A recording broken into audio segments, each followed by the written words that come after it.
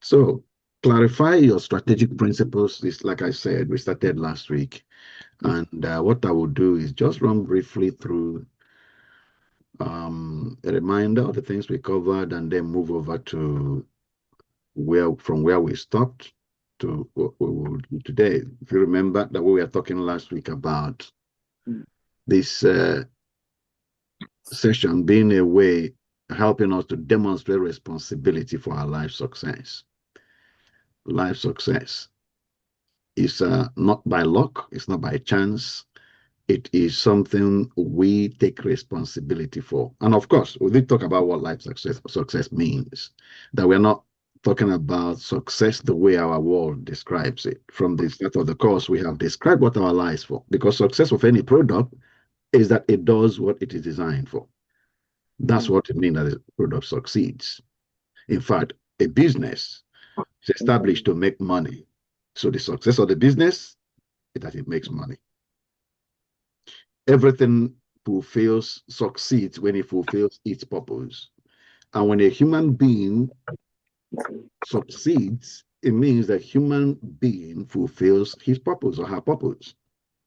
So when we're talking about life success, we mean your life succeeding, which means you know what your purpose is and you pursued it and fulfilled it. And we're saying take responsibility for it, because that's typically what has been happening, is that people don't live with the consciousness of purpose and they have no responsibility at all. They don't exercise it. They don't even think about it. And that's why we have taken time to talk about what your purpose is, what your vision, what you should be, the picture that should be in your mind of a new society that you will create. And therefore, from there, what you will need to do to be able to create that new society. That's your life success. If that society doesn't come into being, your life has not succeeded. The thing is that we haven't had this thought this way before, so to us it's quite strange. Somebody's life has not succeeded, but the person has finished their life, and life is very finite. We'll probably talk about that more later in the training today. So we did talk about purpose, vision, mission, and values. Just a review. From purpose to vision, we talked about purpose being the why you exist, the reason you are born, what you are born for. There is the state of the society you meet when you arrive. And then through the exercises that we've done, you see that your life is planted in that environment to cause an uplift of the community. You are planted. And we did say that vision is what you see at the end, where you lift the community to, where that environment can be a community. And I mentioned last week that it doesn't have to be a physical infrastructure. It could be a thinking pattern, the way people used to think before you meet them, and then the way they will be thinking by the time you leave them. It could be the technology, the way people the way people function or use things before you came in on the scene, and the way they now use things by the time you leave the scene. All of us we have picked up over the years that the world is changing technologically very fast. You know, electronics industry. Before some of us in maybe some remote parts of the world even became aware that some electronics exists, it has been already been outpaced by two or three generations. So whatever you are born for, when you come in here, we did illustrate from Mike's story. When we looked at Mike's story, the GWA agency, we did illustrate with that your natural inclination has something to do with the reason you came into the earth. Each one of us have a natural inclination. And we illustrated with Mike that a job role was advertised, and when the specifications for the person that will fill the role was placed on the advert, Mike sees it and said, "That's me," because everything that is in that job role resonated with him, and there are things that he is naturally inclined to. The skills he has, the experience he's got, his passion, his drive, they are just the things described that is required. And it's because of those natural inclinations that he was accepted into the job and planted into the role.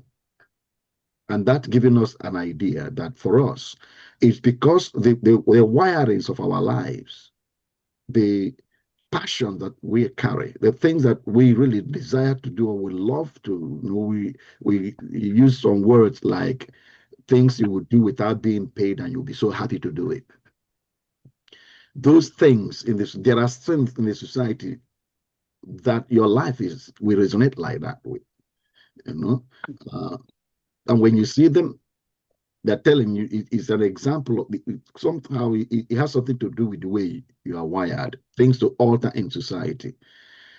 For some of us, we don't notice them. We never thought about it, so we don't really pick them up. Our minds have been constructed that we arrive and focus on survival, and then we leave. That's the kind of focus that we see around us, and that becomes our mindset too. That we arrive and try our best to survive, and then we leave. So this training and things like this is sort of desiring to bring us back alive to God and to the reason God planted us. That's the word Jesus used in his parables, that the farmer sows the seed. The seed is the word, but then another place he says the seed, the seed, he talks about the parable of the tares. Okay, and think that the good seeds are the sons of the kingdom. They are planted, and that quickly brings to your mind Genesis 2:15. God took the man that he has made and put him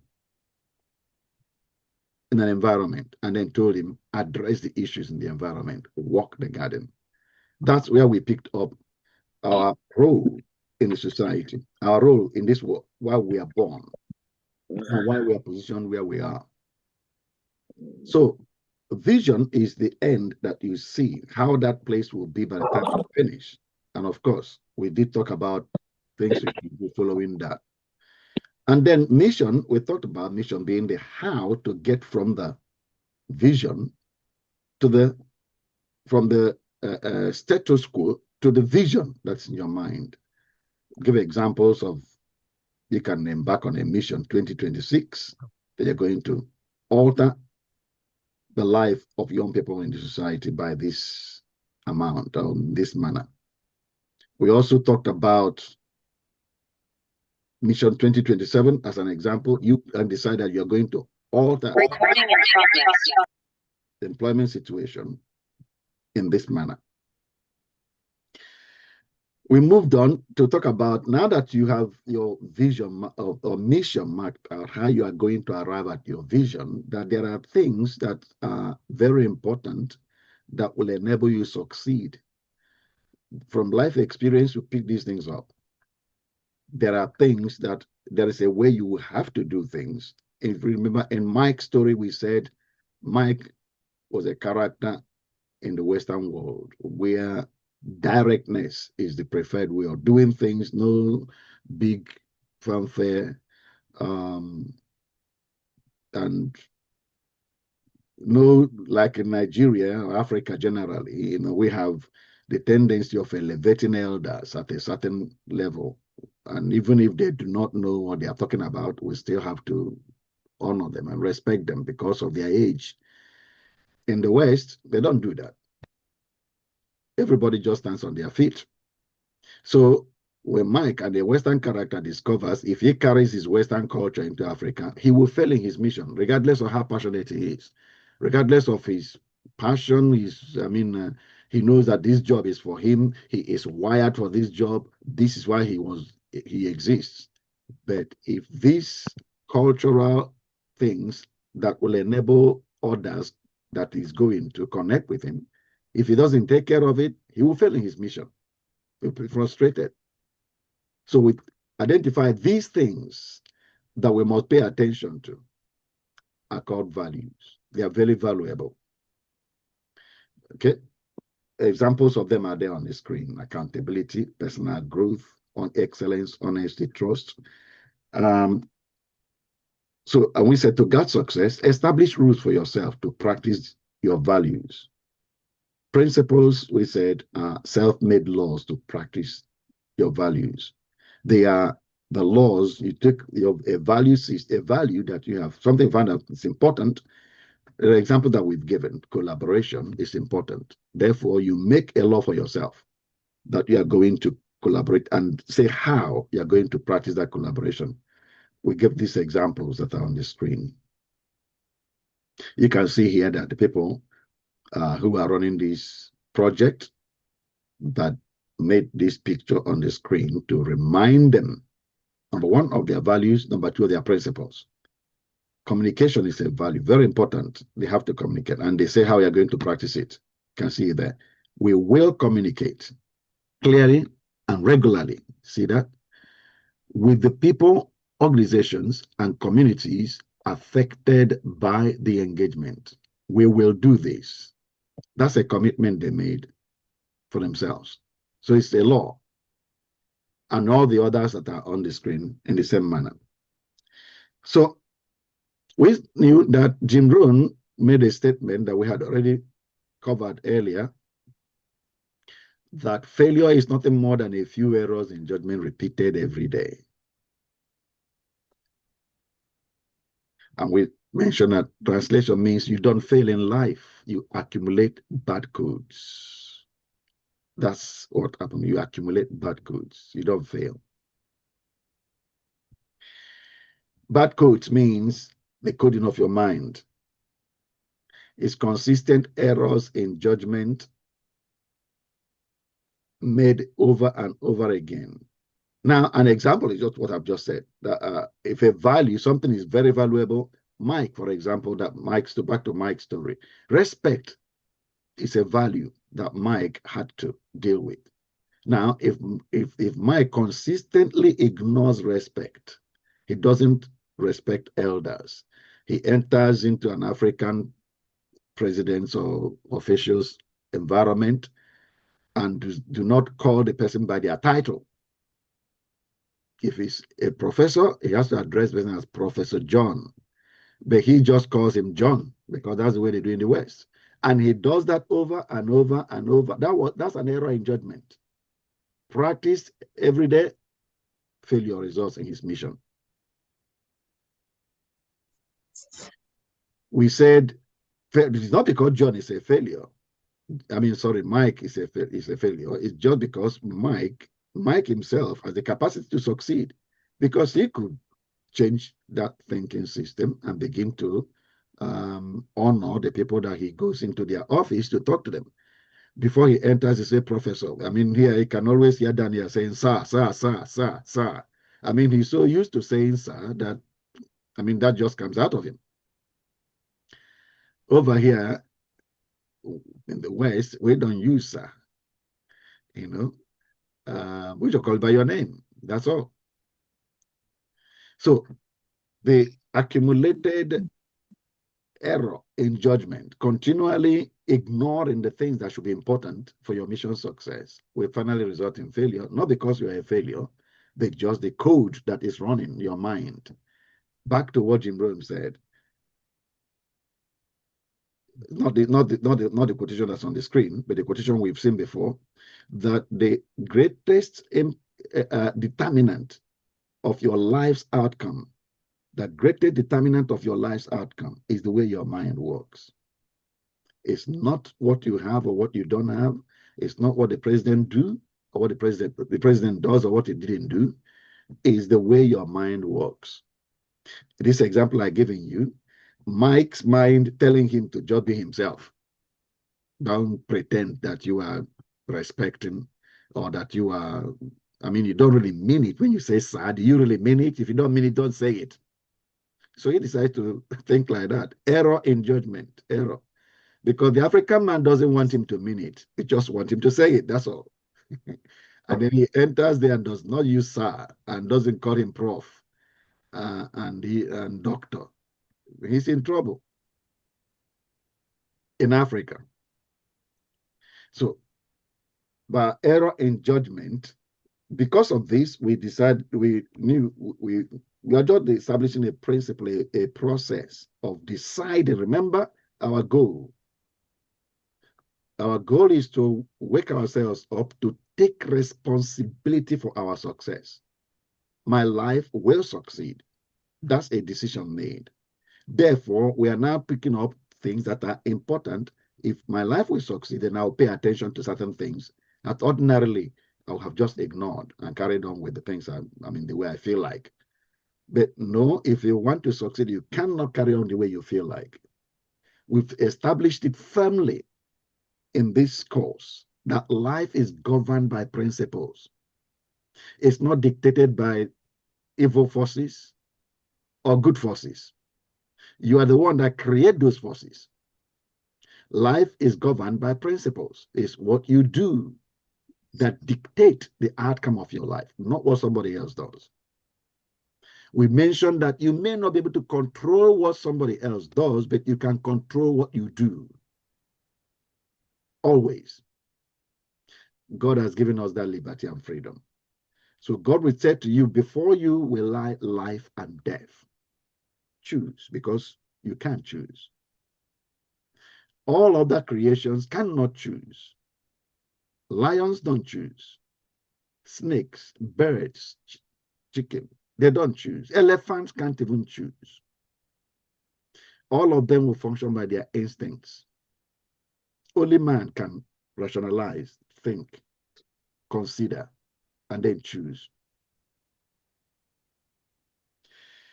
So from there, basically by that we established if we want to run, if our failure in life is not natural, it's not natural.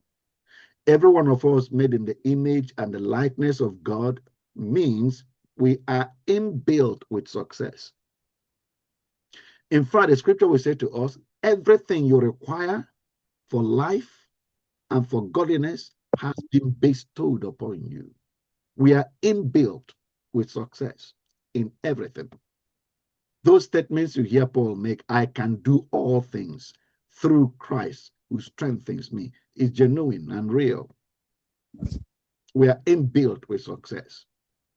But if the wrong codes are running, if the wrong code is running concerning any subject, we'll experience failure. Really, we experience not what we are expecting or what should happen. Hence, that's why we have the Bible, the principles of life. By reading it, we educate our minds on how to think, how to handle certain things, how to respond in certain situations, and how to, for example, seeing the end from the beginning. It's a principle of life. Planning so that you see what you are supposed to do and where that action will lead you and how you will get to where you want to get to. These are things that no other all the creations of God, there is no other creature that does it except man that has the capacity to do it. And even man that has the capacity to do it don't naturally know that he should do it until he's taught. If you don't grow up in an environment that does this, your mind will not be coded to do it. So you will be struggling with progress in life, not because you don't have the ability to progress, but because of the way your mind is working. So again, reiterating Jim Rohn's statement, failure is nothing but a few errors in judgment repeated every day. We decide, therefore, that we will succeed. What we really desire is to be coded with the right principles. What do I mean? Values. We have determined what should be important. What will be so good for Mike, back to the example of Mike, is for it to be natural for him. As soon as he meets you, just in terms of greeting you, he just greets you like Daniel does.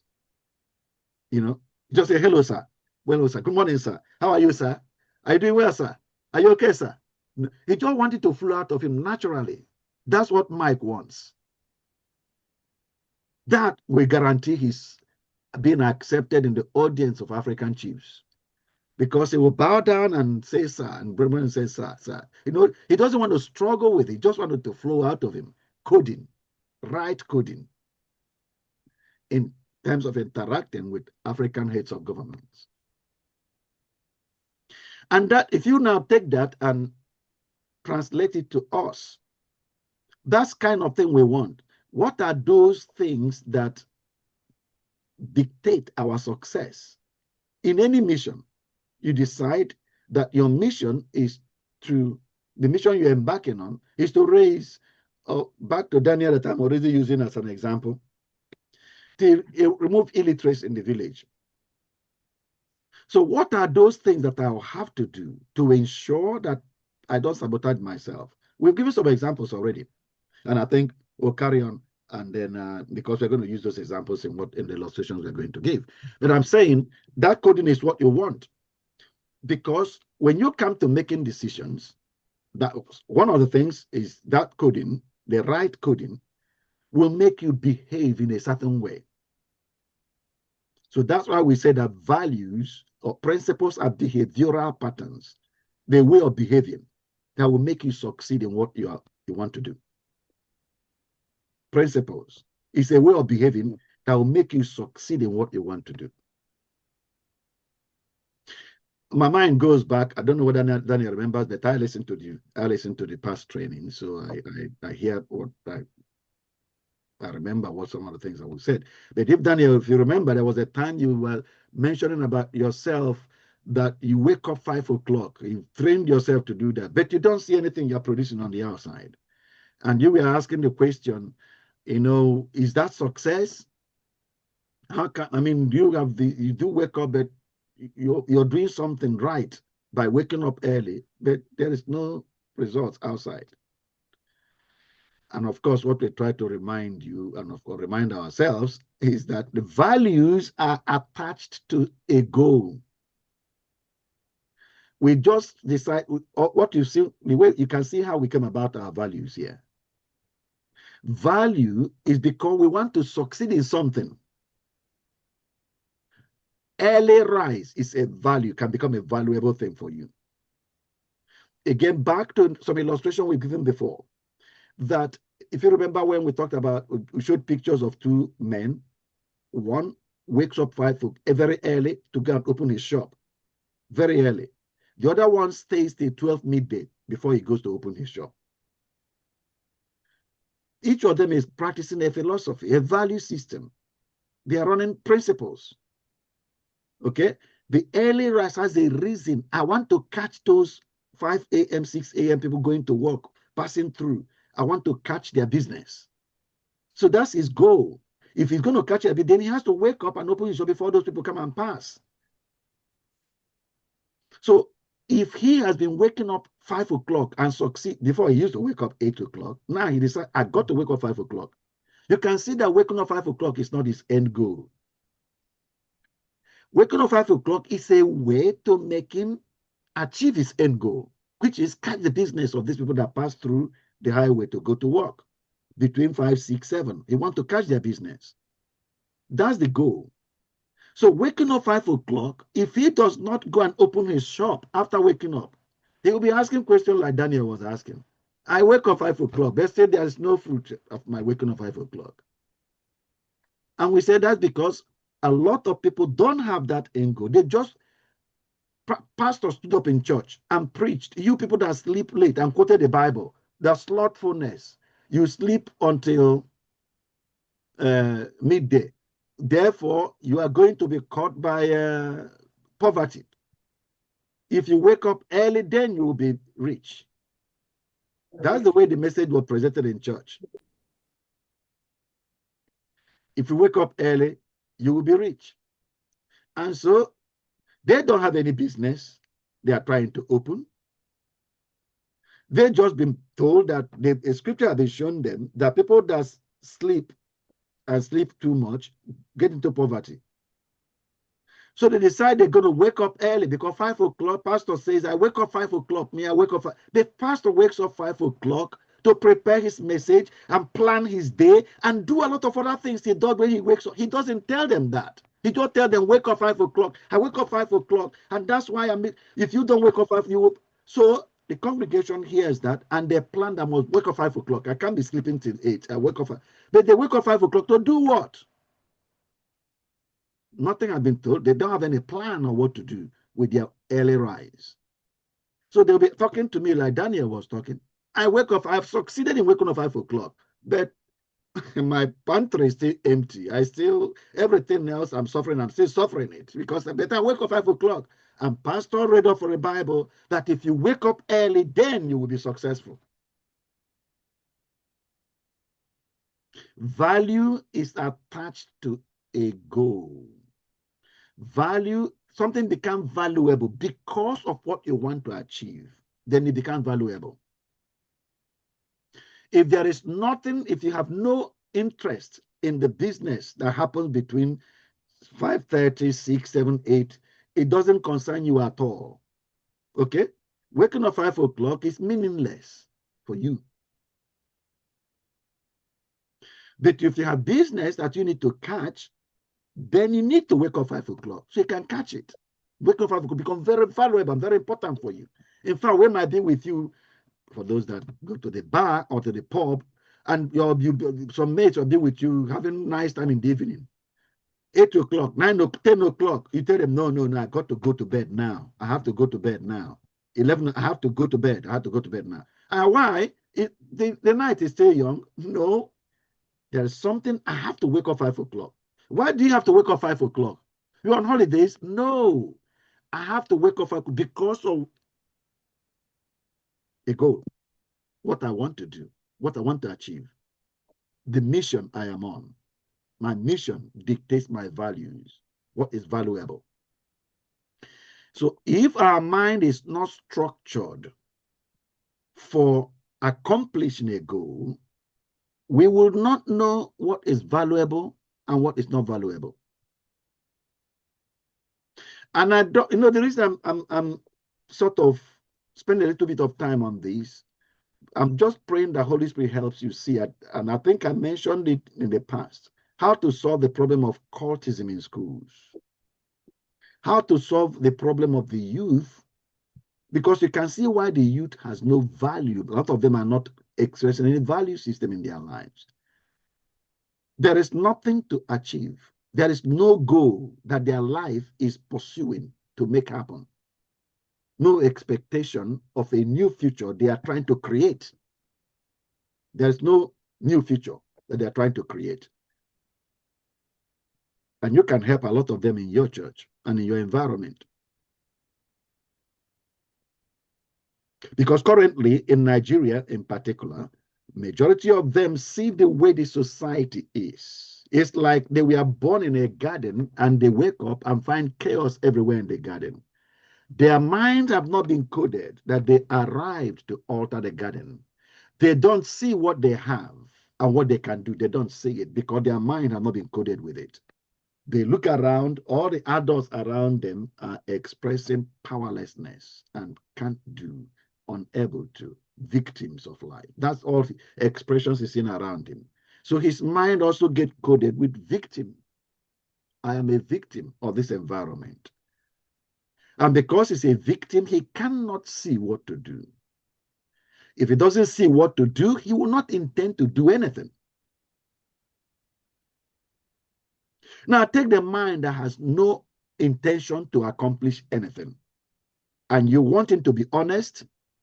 Tell me, please. I need an answer back. Why?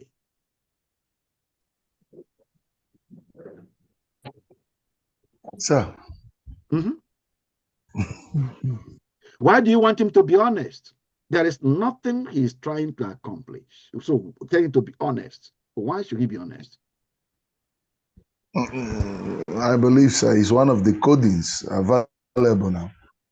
We believe that honesty is the best policy. So policy to what? It's not attached to any action. No goal is attached to it. It's one of the things we see here. So what we are accepting is that we will make human beings have goals, see what their life is about, They are equipped to make something happen. They came here to actually make something happen. And they are going to make something happen. Because of what they will make happen, they require honesty, because they will not succeed in that, making that happen, if they are not honest. We mentioned collaboration.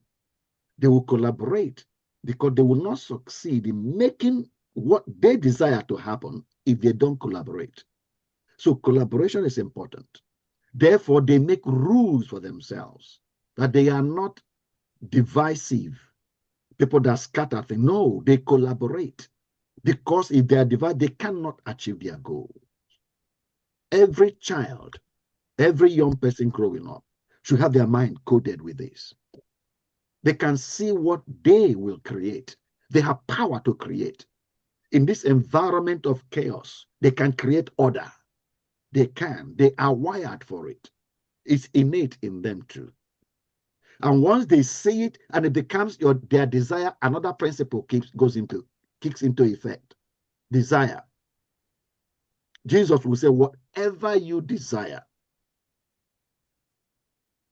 whatever you desire. When the desire is there, he said, when you pray, believe it has happened. If the desire is there. So once a young person begins to desire what his life is wired with, he desires to bring it to pass, the principle of desire that Jesus talked about gets into place. He begins to work at it because he wants it. There was a time, I think Pookies mentioned, they say that all the forces, well, it's actually in one of the things I posted to you, all the forces of the universe seem to conspire to make you successful. When the desire of what your life is about is in your heart, to make it happen, all the forces in the universe seem to conspire. You see opportunities where ordinarily you won't see it. You find ways where there seem to be no way. You just begin to experience the life of Abraham. The desire to do what God had told him to do, sacrifice your child. And he reached there and found there was a ram already in the place to sacrifice. If he never went there, he would never see that ram. So he would have lived in disobedience because he wants to keep hold of his son. But of course, from other people's experiences in the Bible, Isaac probably would have lived. If he tried to preserve Isaac's life, Isaac wouldn't have lived. But the provision for the sacrifice was already there before he arrived. But he wouldn't see it until he arrives. He wouldn't see it. So knowing this, we want to be coded with the principles that makes our life successful. We want to be coded with them. We want to be natural for us to collaborate, where collaboration is important. We want it to be natural. We want it to be from inside of you, to be consistent. Consistency, when it's a major thing for you. You want it to be so natural for you. You want your mind wired with consistency and all the other values, things you discovered that are your values to make your mission succeed. We talked about integrity.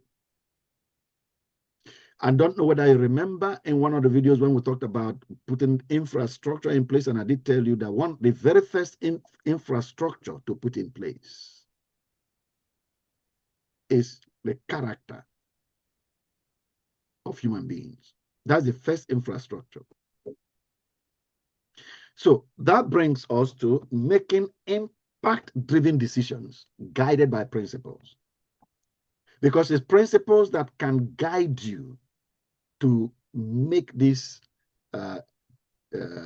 decisions that will bring you to success. It's the principles.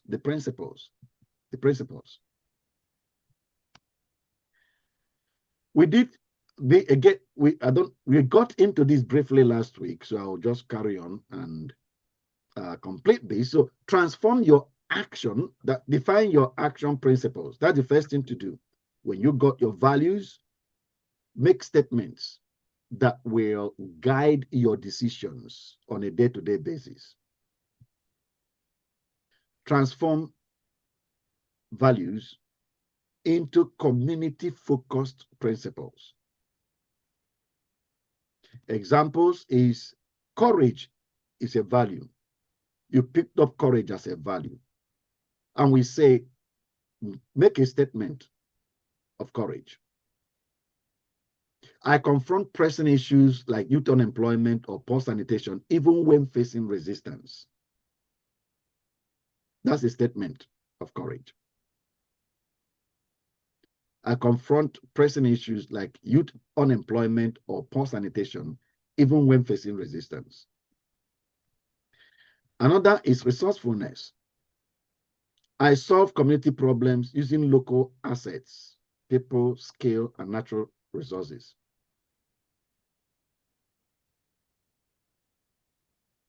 These are examples of values. Third one we looked at, stewardship. I invest time, church resources, and donations responsibly for maximum community benefit. These are examples. Each of them is a statement you've made of what you are going to do, like a rule, a law. And really what you want is for these to build into you as a mindset, become your coding. And that's what we are going to.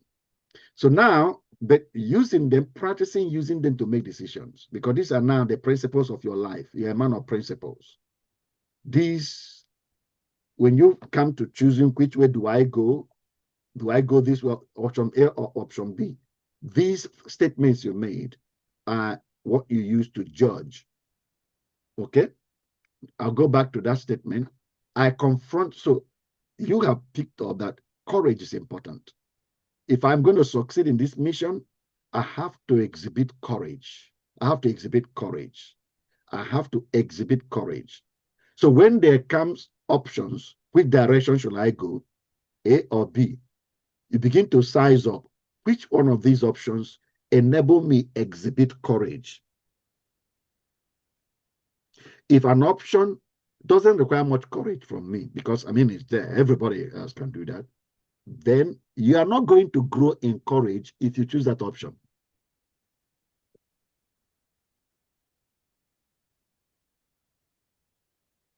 The option that is obvious that if you choose that option, it will take an enormous amount of courage from you to choose that option, because probably the risks is high. So if you choose that option, you will really have to put yourself to action and exert something of yourself to succeed at, because it requires so much courage to put yourself out to do that. So these are, and then all the other ones that I mentioned there. So there's this example here. Option A is partner with local government on existing skills program. You want to equip young people with skills. Option B is start independent vocational training using church land. Which one should we choose out of these two options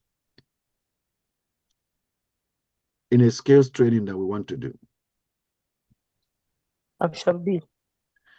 Well, we need to assess the various, use our principles to assess the two options, and that's the practice of what you hear. The future, what you think about next 5 years. So not the immediate way I feel now, not the way I feel now, but how things are going to be next 5 years, next 3 years, next 5 years. How will this serve my mission to uplift this community next 5 years? Whichever option I take. So you consider option A. If I partner with local government on the existing skills program, it will be a quick start. I can start quickly because the program is already running. I just indicate my intention to participate. But I won't control what happens. I will not be able to say these are the skills we should emphasize on, and maybe more of these skills and less of that skills. I won't be able to control the curriculum. All I do is just send my young people there and pay for them to go through their program. On the other hand, option B, I can start my own vocational training using the church land. And in that, we will dictate whatever skills we want to impart. We'll have total control. We decide how many students we are going to take in. We are not limited. If we can put up the facility for any size we want.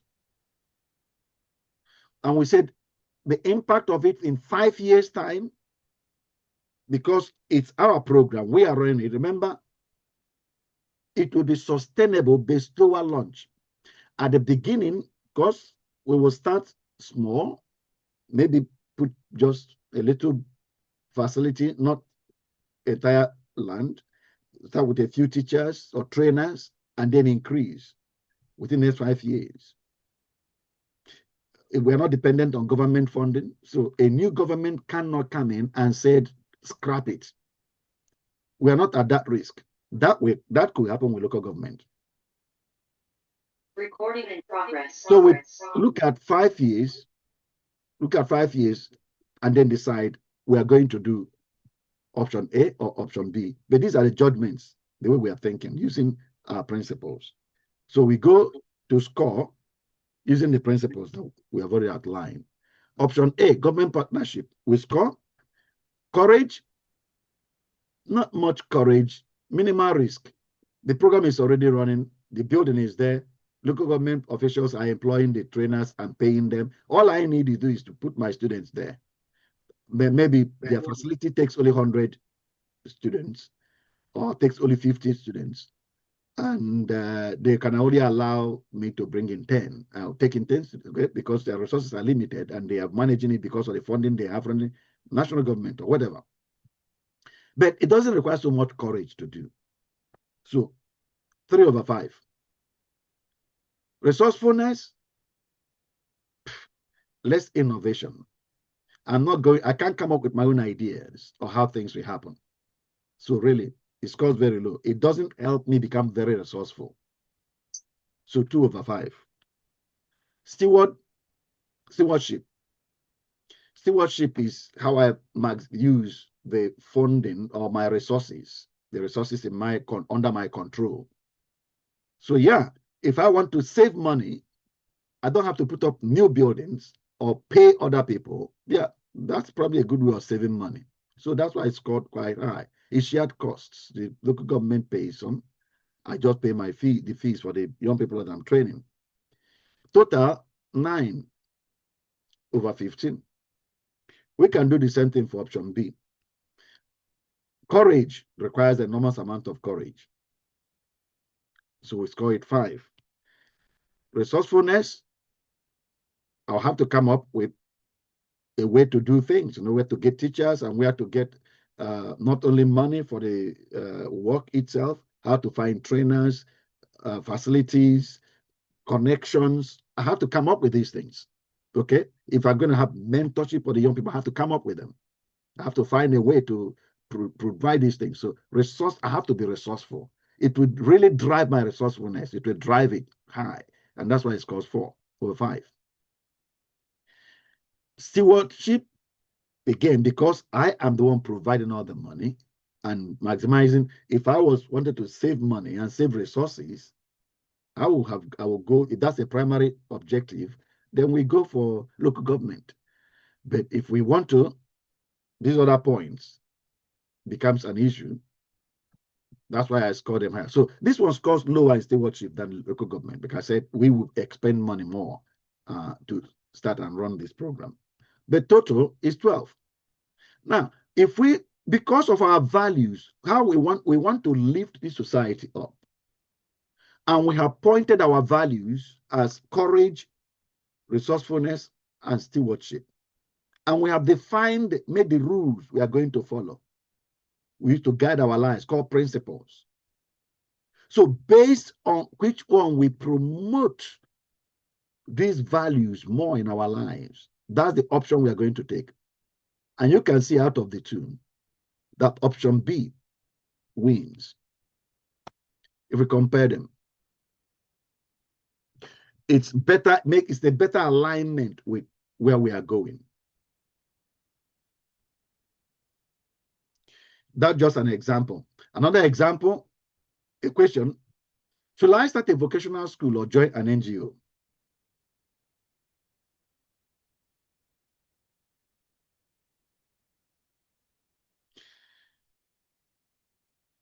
And this can be real questions for you in your own program that you're running, or the mission that you want to embark on.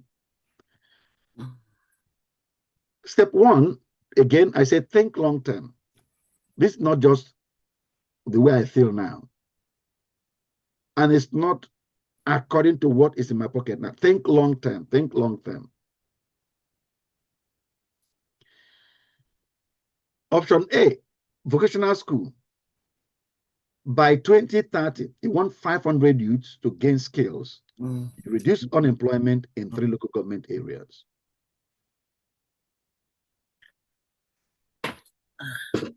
Option B, use NGO. Their role is that they will influence state education policy, but reach fewer directly. The way to raise people in this environment, that's what you're looking at.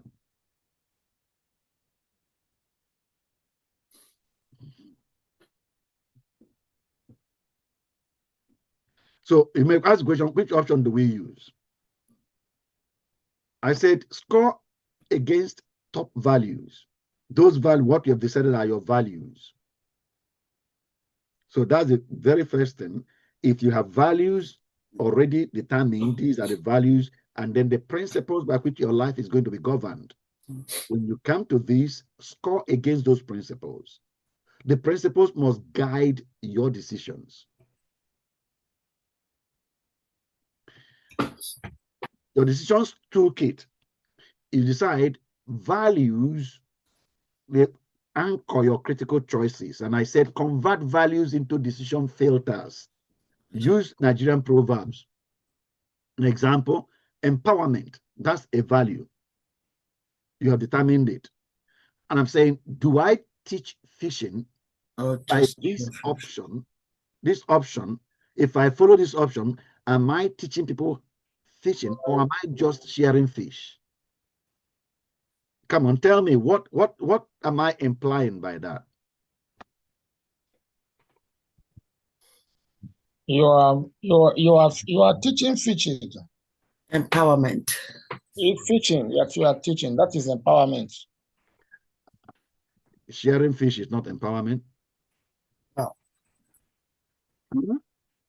No, empowerment is teaching fishing because the person will be empowered to stand on his own. Okay, so you ask yourself, this option, is it empowering people to stand on their own or just giving them what will satisfy them now?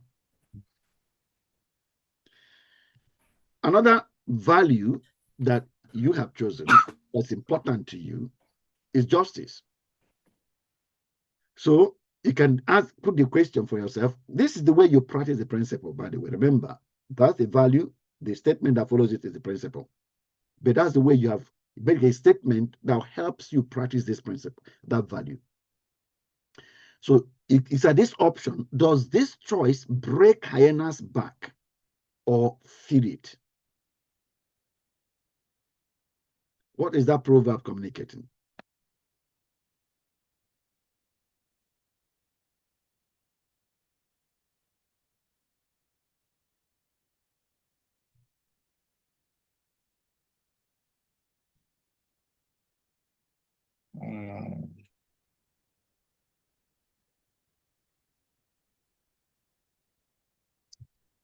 I think that is, does it solve the problem or does it encourage the problem? I don't understand. Okay, yeah, I think so. So that's what you ask yourself. Each of these, these two options I'm about to make a choice from, which one fits the problem more and which one solves the problem more? But you have to have a problem you're trying to resolve in the society. That's why you're embarking on this mission. And then there are these options. Which one should you choose? This one or this one? this is a problem I want to solve. This option, does it increase the problem or reduce it, or by how much? So justice is what you picked up, is one of your values. Now you have a statement by which you are going to be using to judge your options and make decisions from. Another value that you chose is unity. Will this create one calabash or shatter many calabashes? That's a statement you make. Like I said, this is an example of using proverbs to capture your principles. So for these two options, what is that saying? What does that proverb communicate?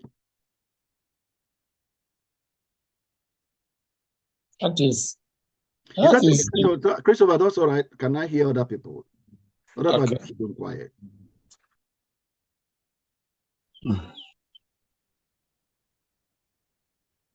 Well, so a lot of your voice has been breaking. I don't know. The rain is falling here, and the network has not really been favorable. I see. I've just been listening. Okay. I'm sorry about that. Hopefully the video will be clearer for you. I pray so, sir. I think some other people have made the same comment. But did anybody hear me clearly? And besides Chris? Vincent, are you there? Vincent Ubom, are you there? Okay. Deborah, did you hear me? Are you still there? Because I told you guys that when people switch on their videos, they've got they're not there. I am here, sir. I don't believe that, Vincent. I don't believe it. I'm here. I'm here. You have to do more to convince me that it is true. No, I am here, sir. Go on, answer the question then. I can't even see the screen. The rain beat me so much today. No, but I'm hearing you very well, sir. But I can't see the screen. That's what I'm trying to rectify. Let me see your screen. Okay. And Henry greeted us and then disappeared. No, I can't do that, son. I am above that, sir. I am not sure Henry. Good morning, sir. I'm not sure Henry Calf is above that. The rain beat me cat and dog today. All my body. Sorry for the rain. Sorry for the rain. Really sorry, sir. Damn, you are laughing at me. I've not been laughing at you. I've not been laughing at the situation. I thought you are my man. You are my man, sir. Okay. If those of you that had me, why don't you try and answer the question then? The voice is breaking badly. Is my voice breaking for everybody else or just Daniel? Just done. Just off and on. Off and on. I'm not hearing. But we can hear you now. Like it's getting stable now. I think the question is the answer is will it promote unity? Will it promote unity, or will it bring a kind of division among the group? Okay. So that is how you want to judge the options you want to take. And let's go ahead and see the options. And I'll say it, your decision pathway, put a scale, put a number, -5 undermines that value that you're talking about, +5 amplifies the value. So the options you want to choose from, there are 2 options or 3 options, whatever number of options, which option amplifies unity and which option undermines unity. These are how you judge which one should you choose. What will make your mission successful? not just on one value, but on all your values, use them to score. This is an example of the scoring. The empowerment. Do I teach fishing or just share fish? The options we're looking at are that. Option A, vocational school. By 2030, 500 youths gain skills. That will reduce unemployment in 3 local governments. So we can set up a vocational school, and then you can judge. By setting up a vocational school, does it empower people? -5 means it undermines, vocational school undermines empowerment. It does not empower just to feed people. That would be -5. NGO score, does it empower people? NGO role is there. The NGO, if we join the NGO, we will just influence the state education policy. Because as an NGO, they can put pressure on the government. And then government may listen and then change their policy. But they will reach fewer directly. Okay, if we are trying to equip youth with skills, the policy will change, but direct impact, because again, depends when the policy changes, the schools have to implement the policy, and it dictates what the outcome will now follow later.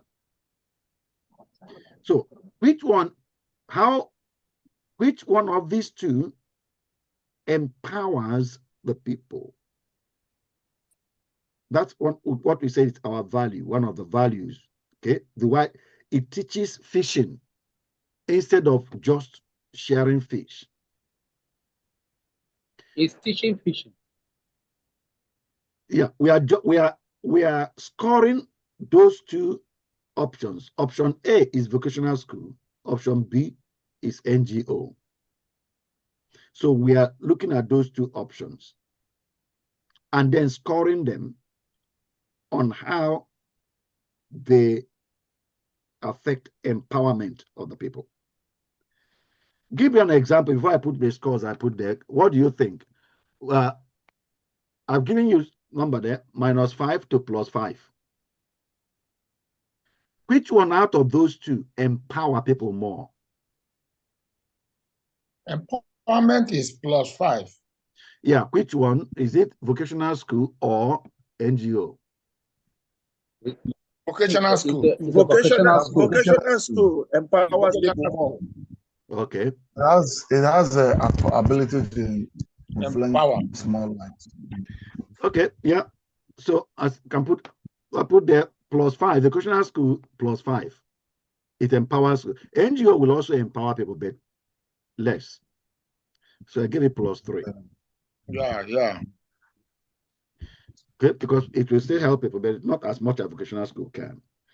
Okay, and that's the way we do all the others. Justice. Does this choice break hyena's back or feed it? Vocational school will break hyena's back, but not that to bring justice, solve the problem, or change the system. Because NGO will change the system, the policy will change the national system or the local government system, whatever the environment, but the system will alter. It's not just our school. Remember, if I set up a vocational school, it's our school that will be doing this good. But if the NGO does it and it alters the policy,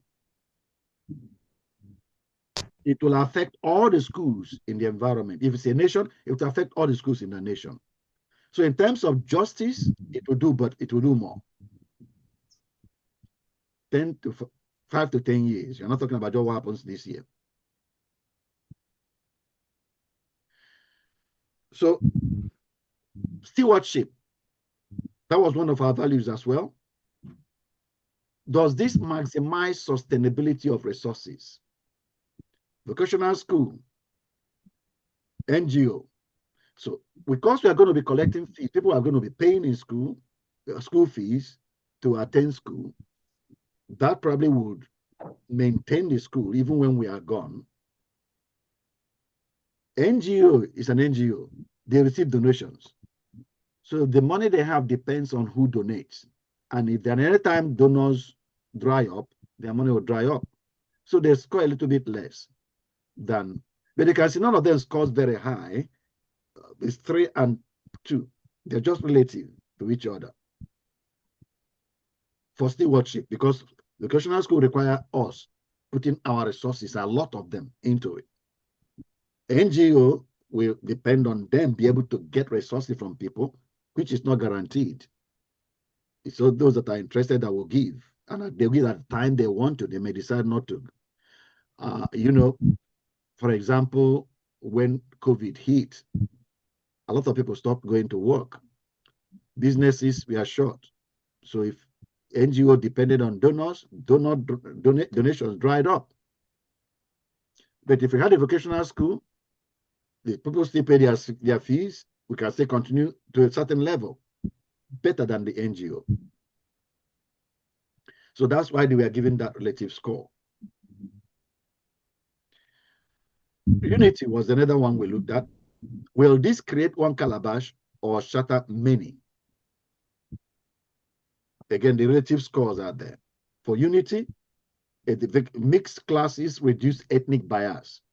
So a vocational school that accepts everybody coming, and that will give more tribal enrollment. NGO will also promote that, but the biases that are already in schools in Nigeria right now, where if you're in the north, you will be discriminated against if you're from the south. I don't know about the south and whether they discriminate against people from the north, but I have been in the north, so I know that in the north, they can discriminate against you in certain areas, certain places. That is religious discrimination, and that can come into employment as well. So the NGO score will be less, a little bit less, because even though their policy have said the youth should be the youth skills should be prioritized in the trainings in schools, unity will not necessarily be promoted. Schools will still maintain their policy. If they discriminate, then they'll continue discriminating. But if we set up a vocational school, we can decide, we run the policy ourselves to open it up and unite everybody. So vocational school scores higher in terms of unity. Total for each row or each column, you can see that vocational school scores higher than the NGOs. And if we have other options like that towards your goal of lifting the community, you have various streams of missions you can engage on to arrive at your goal of the new state of the community. You can see, you can score all the options like this and know which one should you embark on. That's how to use your value system or your principles to guide your decisions. That's just what I've tried to demonstrate in these examples. Many of you came in very late, so I don't know whether you're following what we are doing. I'll give you opportunity to ask questions if you don't understand. Do you have any question about this? I just wanted to make an observation. Yeah. These scores would be based on self-assessment. Yeah. You alone, you will sit down and you assess it, or you have to get a group of people like a focus group. And if it is self-assessment, don't you think that it would be judgmental, or let me say subjective? No, remember, you are deciding which one should I take?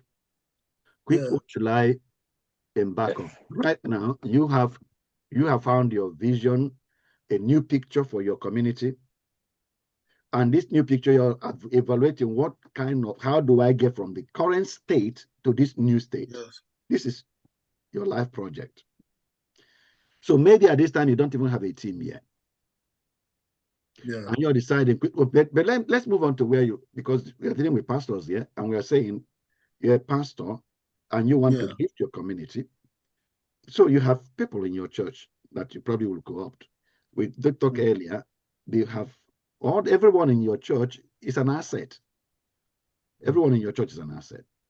Yeah, okay. So you probably will have built up a team, shared your vision, the vision of the community that you want all of you. We are here to lift this community up, and we can. And you have managed to share the vision with them, paint the picture that they can see that they belong to this project. They belong to this program somehow.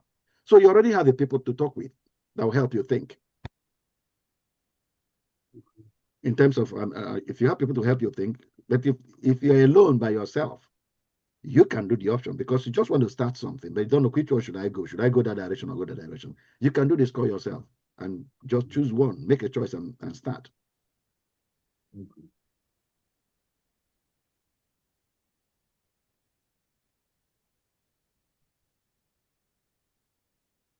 Any other question?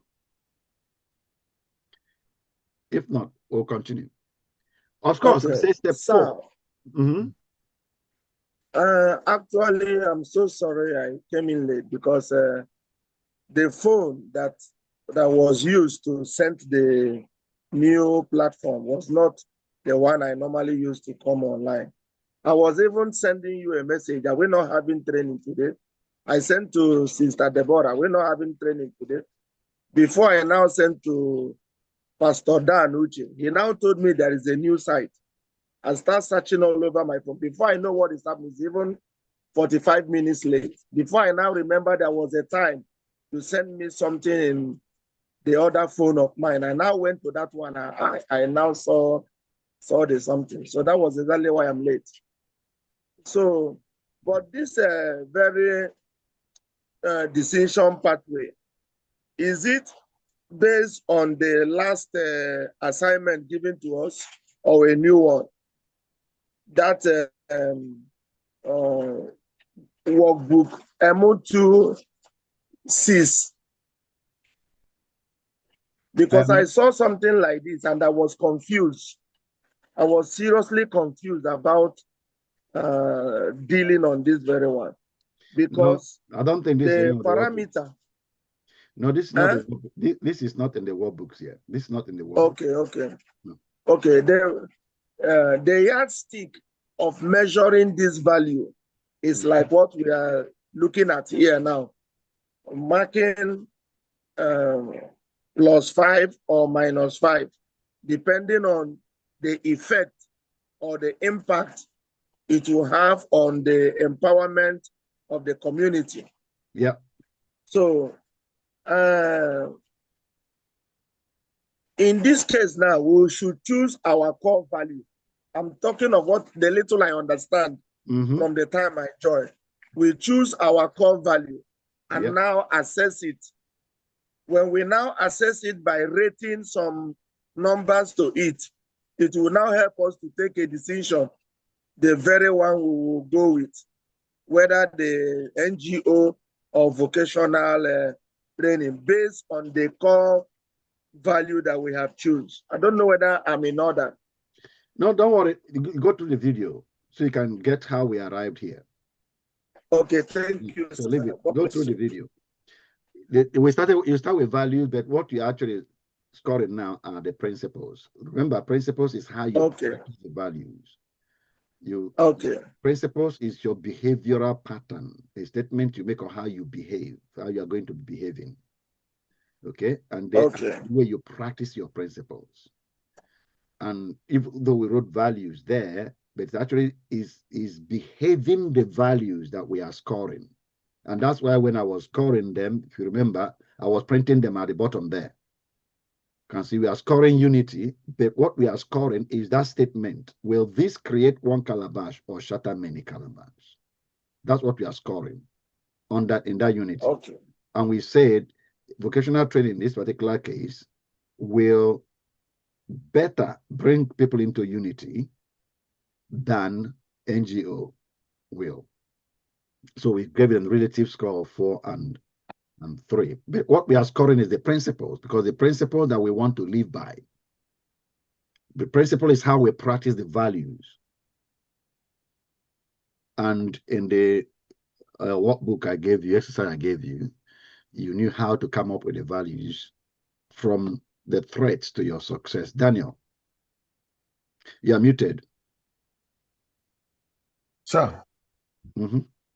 I've really been listening and I'm trying to connect it. So help me. Yeah. Can you help make this connect with our callings as pastors here in this part of the world where we are, where we found ourselves doing the kingdom business as a result of answering the call of God on our life? Yeah. With what you are sharing with us, just in a kind of few, words, help me understand more. As a pastor of a local church, in which I'm being posted to by the leadership of that mission, how do I go about this in terms of the community I'm in now? Just help me, let me connect with it. I think so that we don't just take this a kind of brain information thing, but in real reality, we are manning our pulpits and sharing what we believe is the goal or the focus of our mission or the authorities that be that sent us. Okay. First of all, we have Yes, already sir. established that you are planted. Okay. You are planted in the garden to improve the garden. We've established that that must be the focus of every human life, regardless of your occupation or vocation. Every vocation is to be directed that way. Every vocation. Okay. Your desire, your life is to change the society.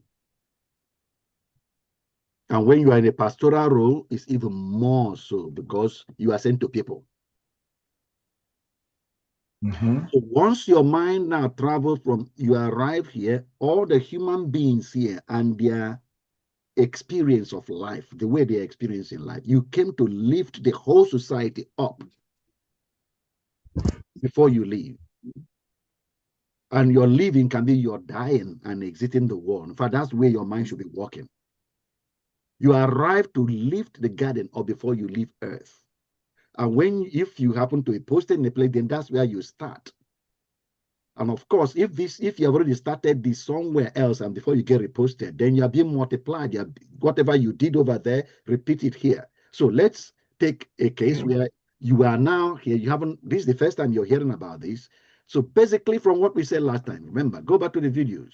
I said in one of the videos, in one of the training sessions, we said if in an environment, the world is in darkness, and a church exists there, and the environment is still in darkness, then the church is not working. You remember that? Okay.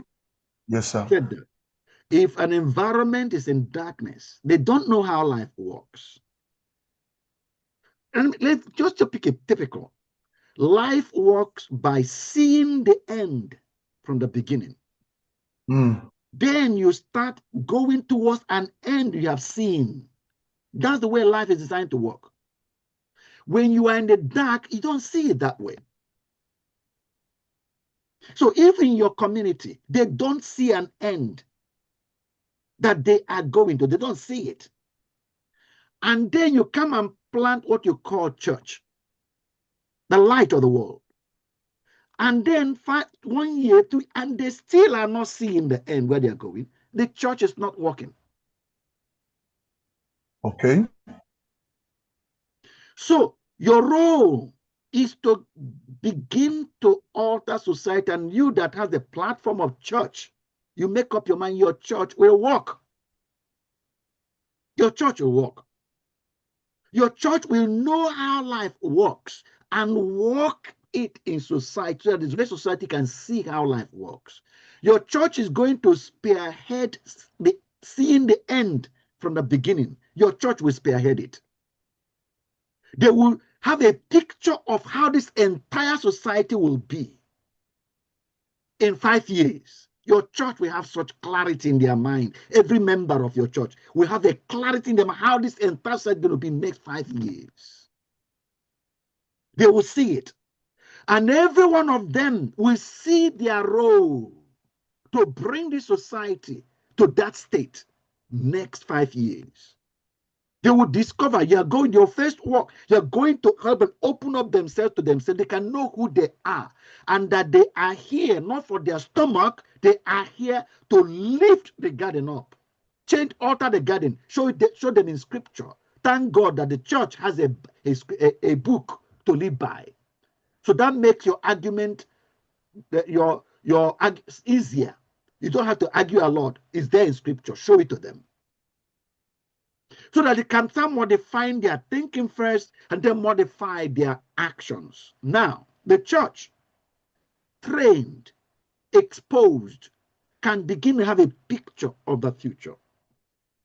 Now, I will say that you've seen a picture of the future that you want to lead the society to.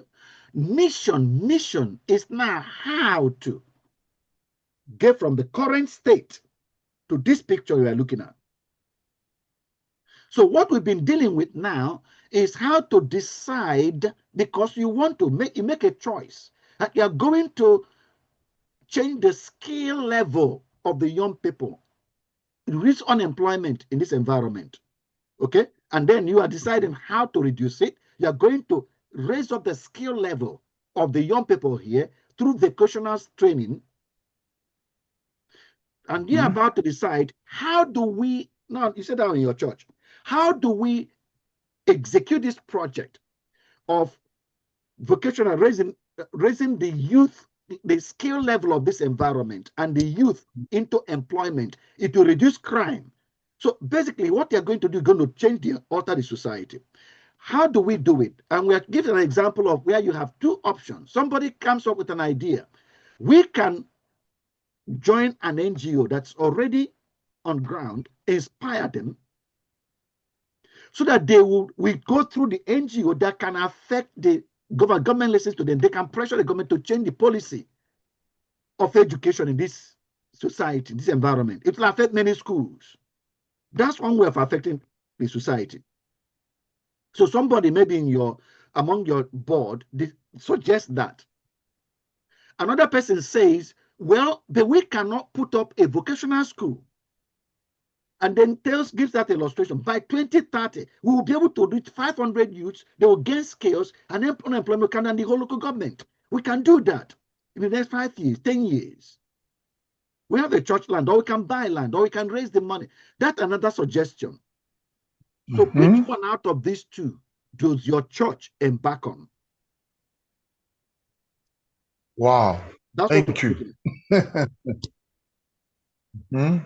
So we are saying, because of the values we have come up with as a way to succeed in lifting this society up, you have said empowerment is very important, justice is very important, stewardship is very important, then unity is very important for us.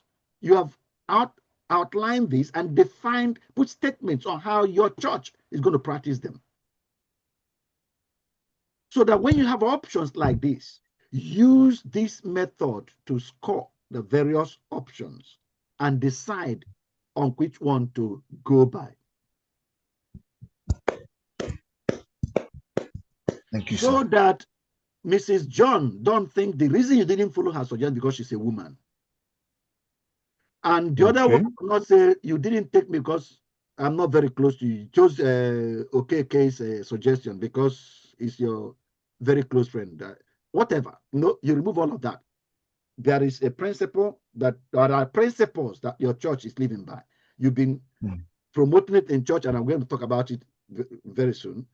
Everybody is aware of this, and that's what we are using to take decisions on which route to take.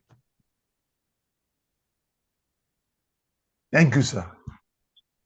Okay, I believe it has really done more for me.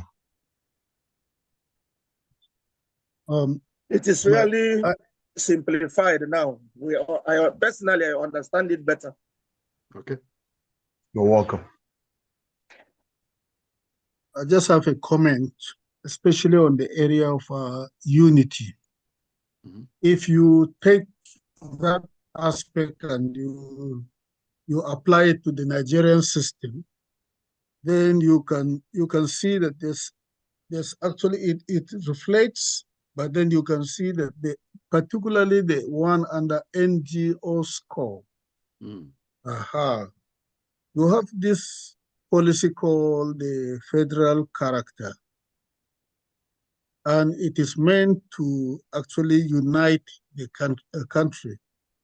But when you take a look at the operation of that particular policy itself, it doesn't hold any water. Everybody is complaining, I'm marginalized in the federal system, I'm marginalized. And yet there is that federal character policy that is in place, you know, and then you find that it is not really working at all, and it's not promoting the unity as expected. I don't know what actually went wrong. Yeah, that's why we gave it a lower score, because it doesn't matter what policy is on paper, the NGO cannot apply, cannot practice it. They can only make the policy to be made, but the schools, individual schools, have to practice it, and you can't force them to practice it. Yeah. Okay? But if you are owning the school, if your church is running the school, you can dictate how it's practiced. So that's why it has a higher score. Yeah.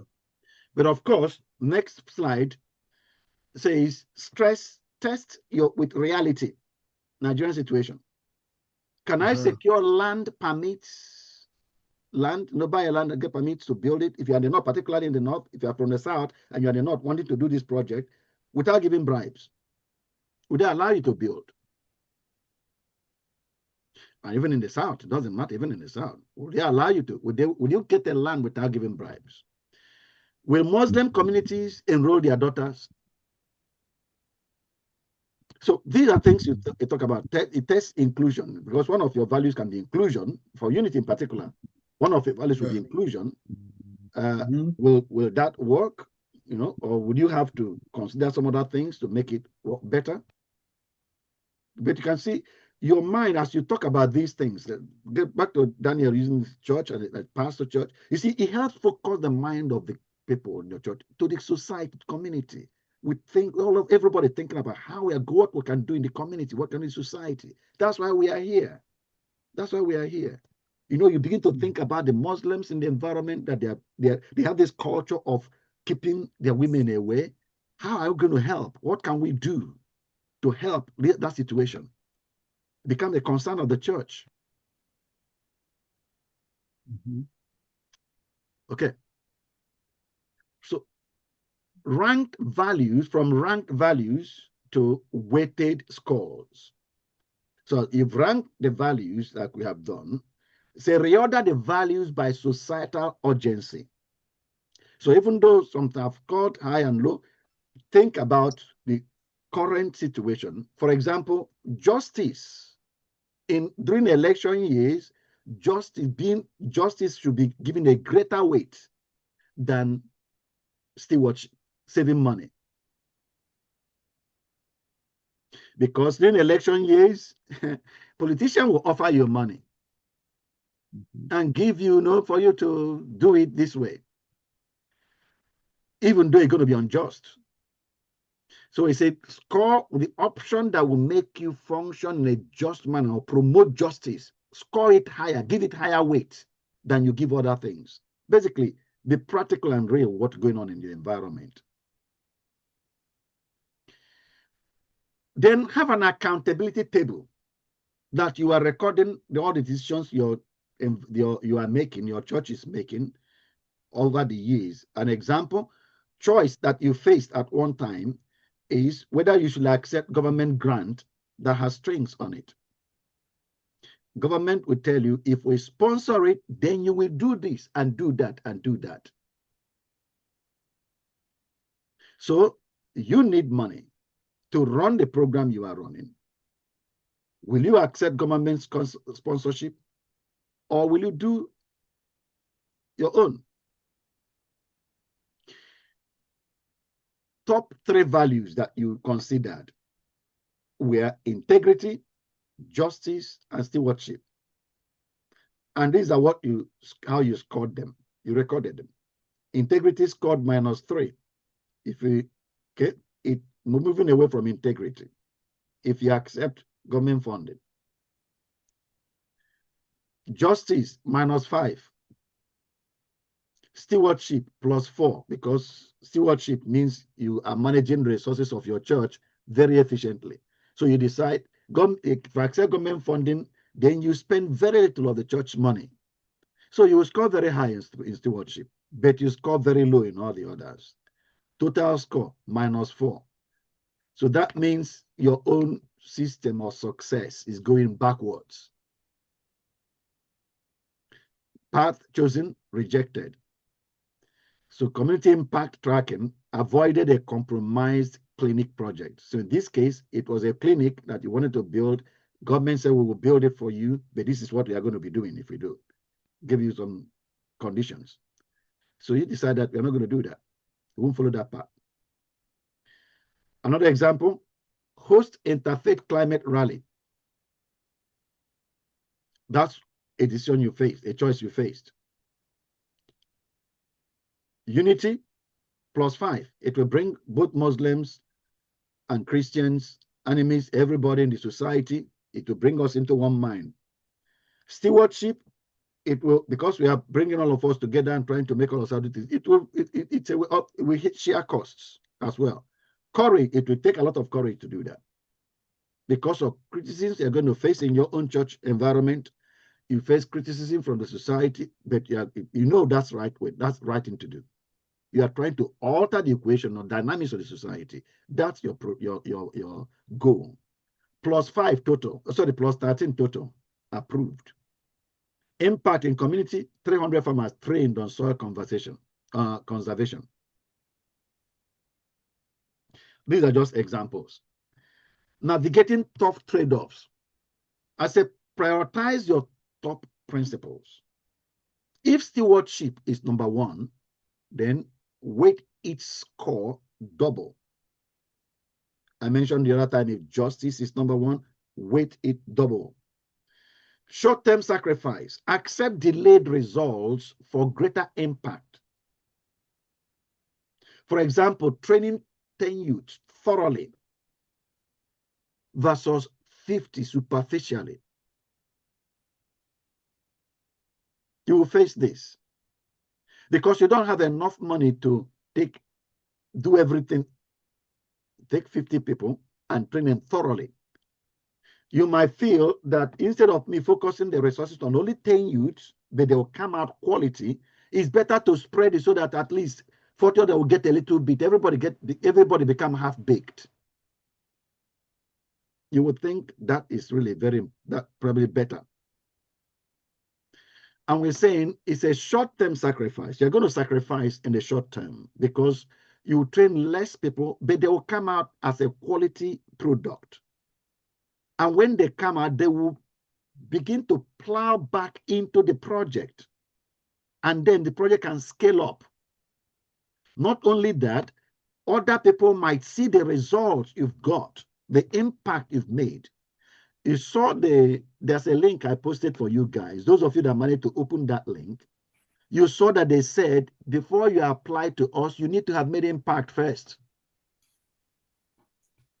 I don't know whether I saw it in that link.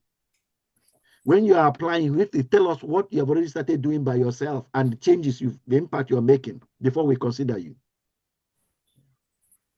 So short-term sacrifice means focus on creating quality impact, because that will even help people that may partner with you. That will help them to see that there is something valuable they are investing their resources and their time into.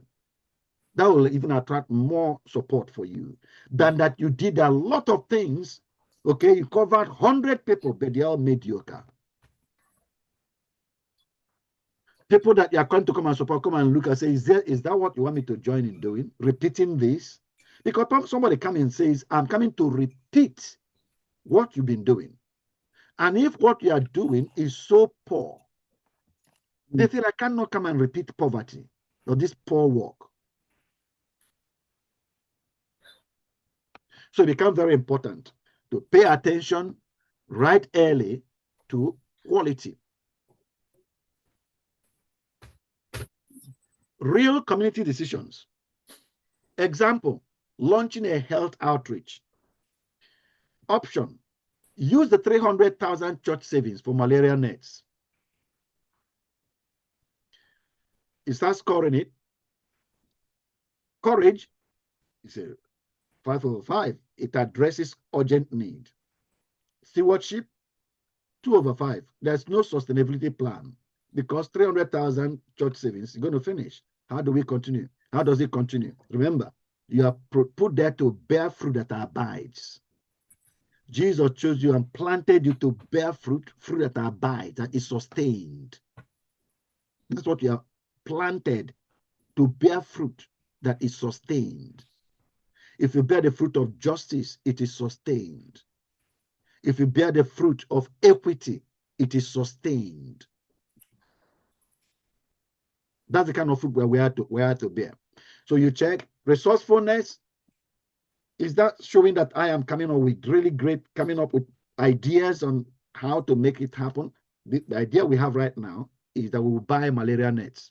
That's the idea we have for our health outreach. Is that the best? So you count it. That doesn't show being very resourceful. That's easy. Buy the nets. Get them. So basically, I'm saying we need to do better thinking. Action, revise plan. We are going to partner with the clinic for nets and then run a malaria prevention training. I don't know whether you saw the difference. Yes, yes. Yeah, because in the first one, you can just buy nets, distribute nets to people, run out of money. Of course, within 2-3 years, the nets get torn. Malaria is still carrying on. People, their old habits are still going on. They are still living on whatever there. So nets get torn up and they're back to square one. That's true.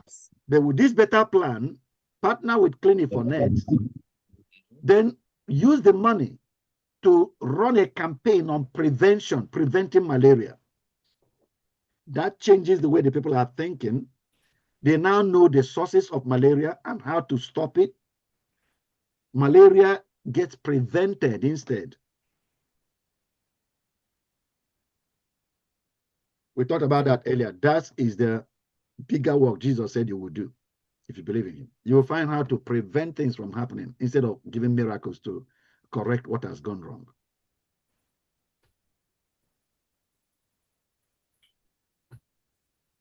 Keep sharpening your focus. Monthly check. Did last month's decisions advance our water project or unity initiative? Do that. Put it as something you do every month.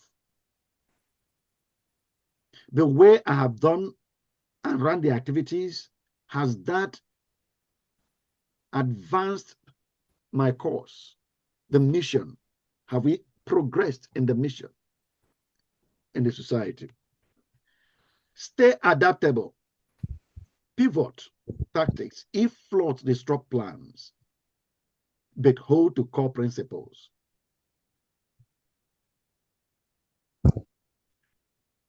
Your principles anchor you when community needs pull in many directions.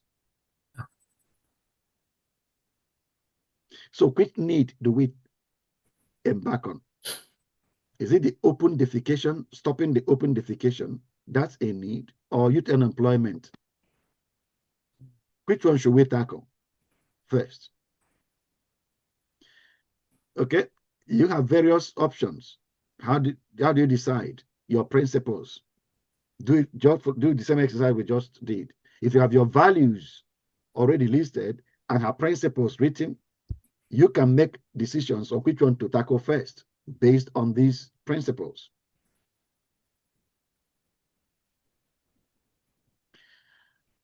Craft your leadership compass for community impact. Now that you've gone through vision, the purpose, the reason you exist in the community, vision, your picture of the new community you are creating. Mission, your route to getting from where we are now to this end goal that is established. And now you've crafted the values or the principles that are going to be dictating the way you function daily. Like I said earlier, you want these principles to be coded in you so that you don't have to struggle to remember them or struggle to do them. You want them to become your mindset. Remember, the outcome of your life is largely determined by the way your mind works. So, as a leader, you want to have these principles almost there. There is no blinking, telling you move the direction, do the direction, do the direction. You want to have it that way in your consciousness. And we are saying, number one, step one, consolidate your core principles. Bring them out and consolidate them. Gather your most powerful definitions into one actionable creed. An example, my Nigeria impact commitments. One, I solve problems with what we have, not what we lack. That's a principle of resourcefulness. Resourcefulness is the value.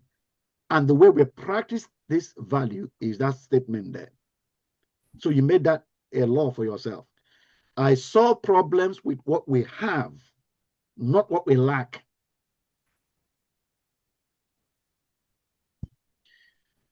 I speak truth to power for the voiceless. Number two, that's a principle of how to practice courage. Courage is one of your values. I speak truth to power for the voiceless. Stewardship is one of your values. And you can put a third principle for yourself firmly. I multiply every naira, minute, and relationship for community good. That's your stewardship value being practiced. I multiply every naira, minute, and relationship for community good. Fourth principle, unity. I build bridges across tribes and faiths. So these are principles that you've already come up with. Number 5, when plans fail, I adapt without quitting. That's the statement of how you're going to practice resilience. When plans fail, I adapt without quitting. Like I said, you want these things to code your mind, to be just natural coding. That's the way you think. This is your disposition in life. This is what you want to be around you all the time so that they become your subconscious programming. So that brings us to exercise 6.3. Can I ask you then, do you have your principles that you did in the past exercises? Would you want to share? What principles have you gathered? Each of you should have done the exercises and have principles that you have written out for yourself. Do you have any, Ben? I'm still weighing my options. Your options about what, Daniel? About the principles are to apply. You know, I've learned that these principles helps to guide you. In fact, it's one major important aspect that is guiding you in your calling and is in your goals, or whatever vision you have got.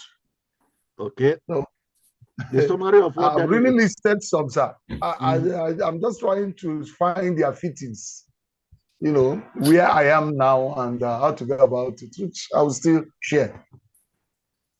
Translation of Daniel's speech. Translation is, I have not done the assignment. No, sir. That's the translation. Anybody has done the assignment and have brought out their principles? I will share with you, sir, on that? I say, has anybody done their assignment and therefore they have their principles written out? Okay, you haven't done it, so you don't have the principles written out. When you do the assignments, you have your principle. Deborah, did you? Or have you? But sir, I did some. I was looking at courage, you know, You didn't write resourcefulness. You didn't write your principles. Sir? You did not write your principles. You don't have. No, I wrote it on my paper here. Paper. Are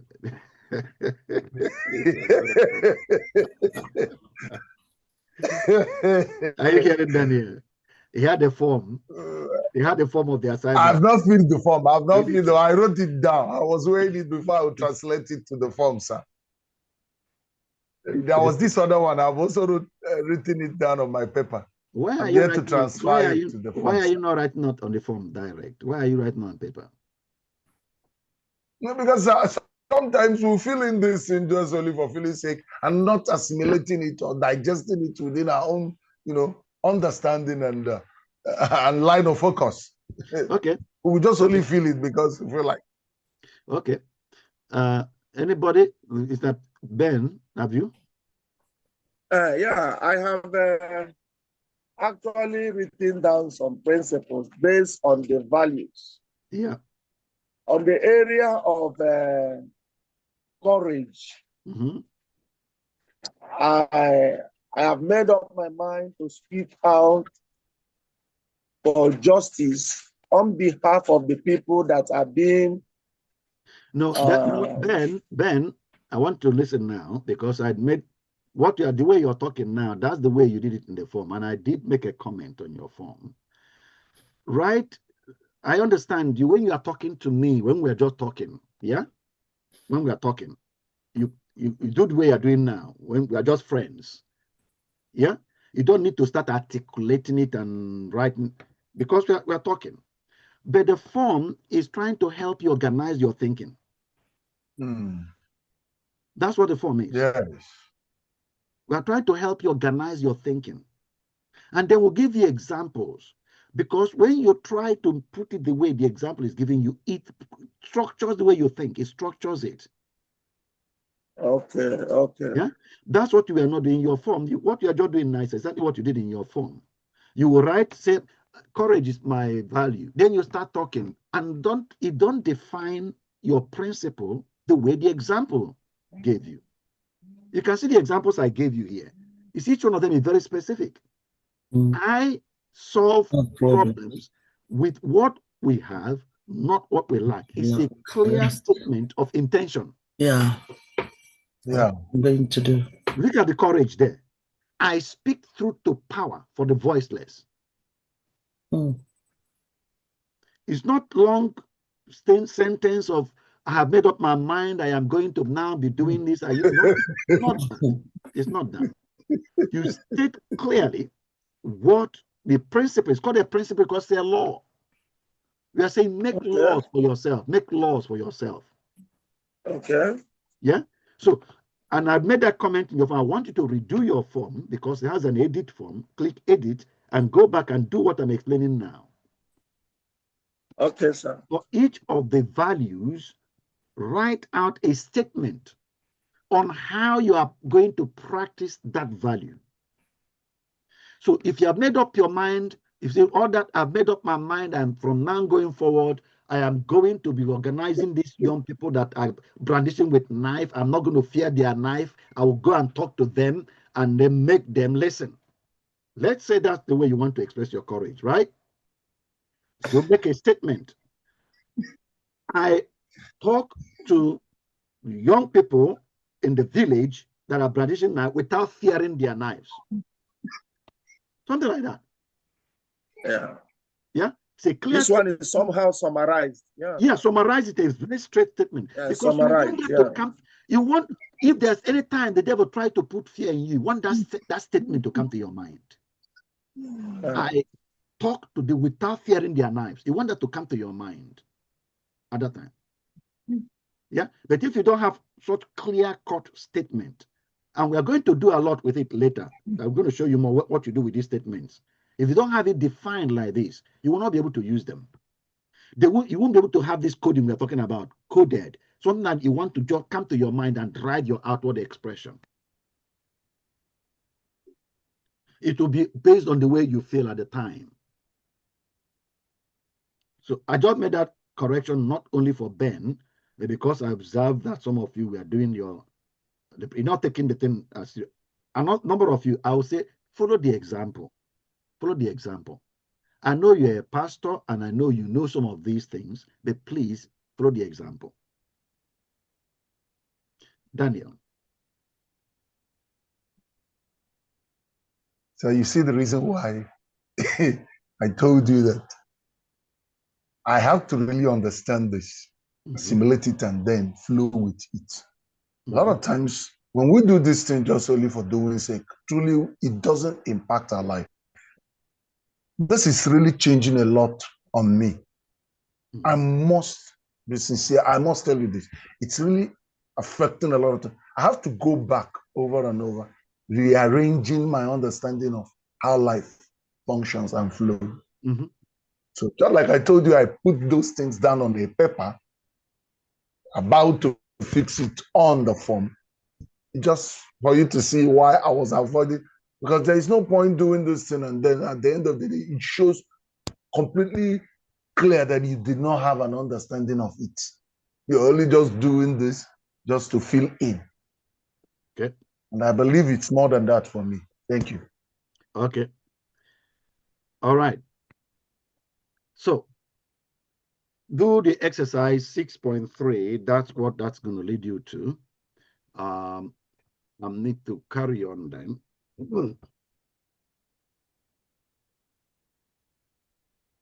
What about other people? Have they understood it? I think I've said if there are any question, if you don't ask me a question, I wouldn't know whether you have. If they have any questions, it's when you talk, then I'll know what I'll know where just I am. Daniel. Daniel is quite proactive in that area of asking and talking about other people. Okay. Make them unmissable. So take these values, these principles that we have gathered here, and we are saying, make them unmissable. You don't need printer. Embed these where daily life happens. That's why I say have them as sources statements. So you can now do what we are about to talk about now. Embed it where life happens. Make it your phone lock screen. Save that manifesto as a screenshot. It's a manifesto. Yeah, that's a manifesto. My Nigeria impact commitments. And we're saying write it like that and save it as a screenshot, so that during your lock screen, if your phone locks the screen, it comes on top. If you pick up your phone, you're seeing it. That's just an example. I mean, it's an illustration. And for you, particularly that struggle with battery, electricity, and data, you may find it hard doing that. But these are examples of what you can do to make it unmissable. I said, make it unmissable, that you don't miss it. Make it a sermon notebook. Write it on the first page of your sermon. Sermon book, your notebook. That's it. Yeah.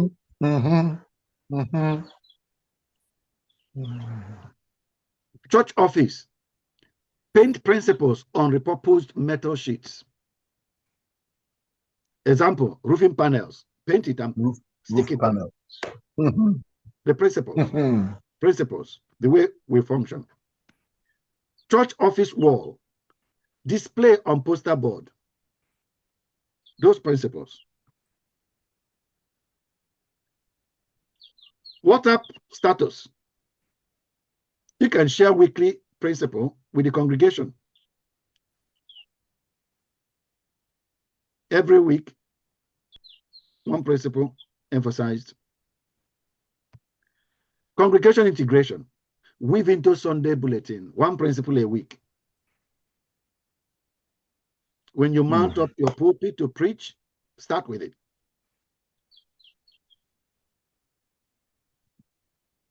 As a mantra.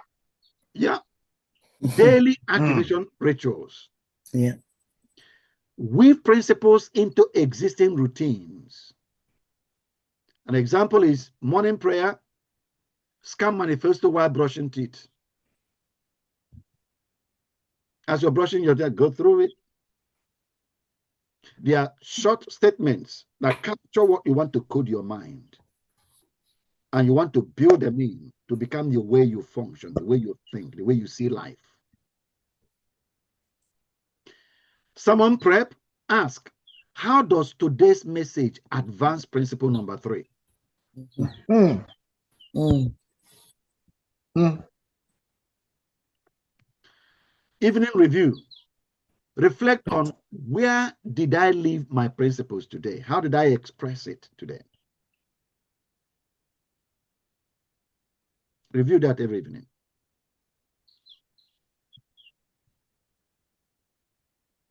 Why this transforms your leadership?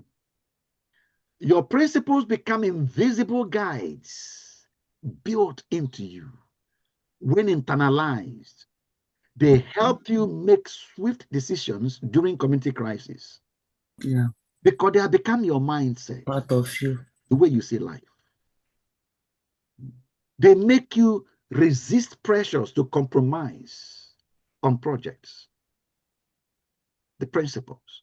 They inspire members to tackle needs that you can't solve.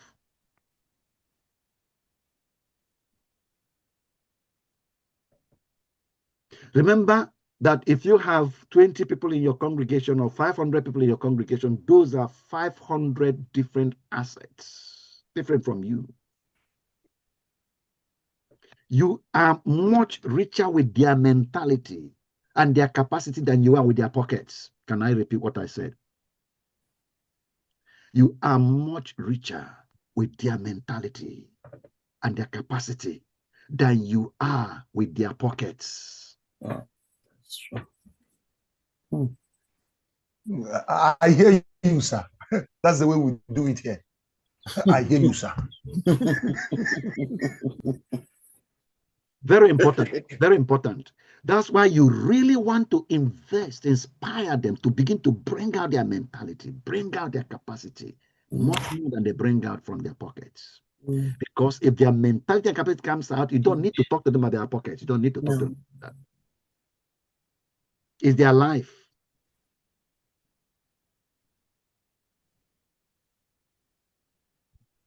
Like a farmer's hoe that shapes the land, your principles shape Nigeria's future or your community's future.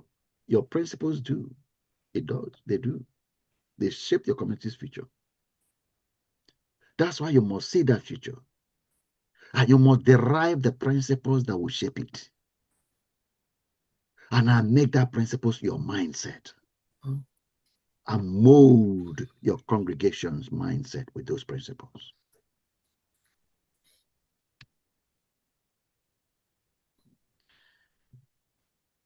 Pro tip, the congregation multiplier. Share selectively to ignite action. Monthly challenge. This month, practice resourcefulness. How can we fix the clinic roof without cash?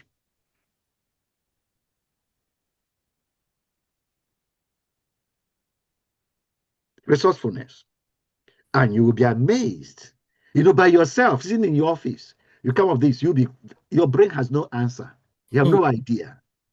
Then what will shock you is when you throw this out to your congregation and be shocked at the results you get, the way their own brain works, what inside them, the way to come out. You'll be shocked what be sitting looking at you every Sunday, sitting on the pew, looking at you, that you're not tapping into.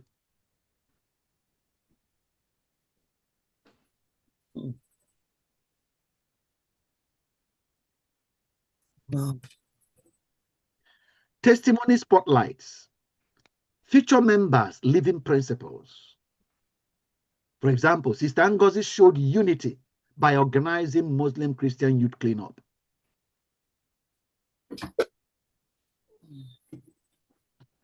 Share testimonies like that.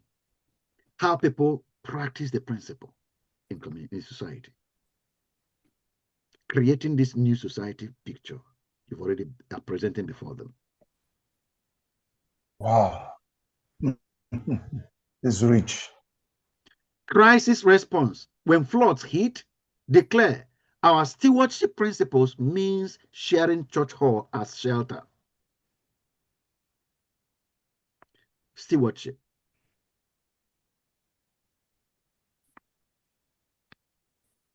Don't just hang words. Hang them where they'll hang problems.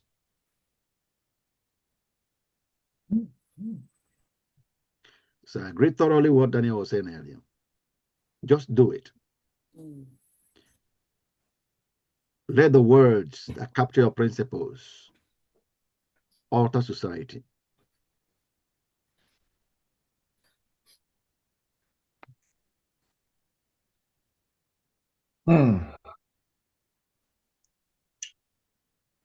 Don't just hang words, hang them where They will hang problem. problem. My brother, let me help you complete that statement. Oh, yeah. Oh, yeah. Come on. So don't blame me if I haven't really finished answering the whole assignment. I believe that this is really, shaping minds and fixing things up.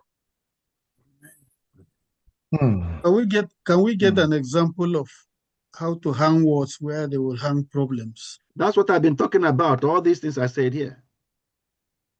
That's what I've been talking about. I said your principles, you have collected them together, and I began to show you how to use your principles on your members. On your members. So that your members start living it out and changing society. I was going to say, when you use the example of Sister Ngozi showed, what of if the place where the person is living, for example, they don't have Muslims, for example? It's an example. It's an example. Traditionalists, all of them. Yeah, that's what I was going to say. Other people don't attend your church, or not maybe Catholics and other people. I'm just saying. Yeah. It doesn't have to be Muslim. Yeah. Okay. Impact-focused deliverables. Step 1, design my impact canvas. Your legacy isn't a sermon. It's transformed communities. So condense it into one page. Your legacy, I said, isn't a sermon. Your legacy is transformed communities. How can that be expanded more practically? So your legacy is not a sermon. Basically, when you leave, what something should keep you still here in the memory of people, in the experience of life. You should still be present, because each one of us is an eternal being. There must be a way you remain here. Your visit here should never end. We have given examples about this in the past, haven't we? Mary Slessor, how many years ago did she die? She's no longer, and yet she is still here. And I was telling you guys when I was talking that the fact that I'm talking to you means Mary Slessor is still around, because I would have died. I would have been thrown away when I was born. It is an part of Nigeria that she came to. He altered our culture, the culture of our forefathers, that now allowed people like me to live when I was born. That's a legacy. Altered community, not the sermon she preached. Nobody can remember the sermon she preached.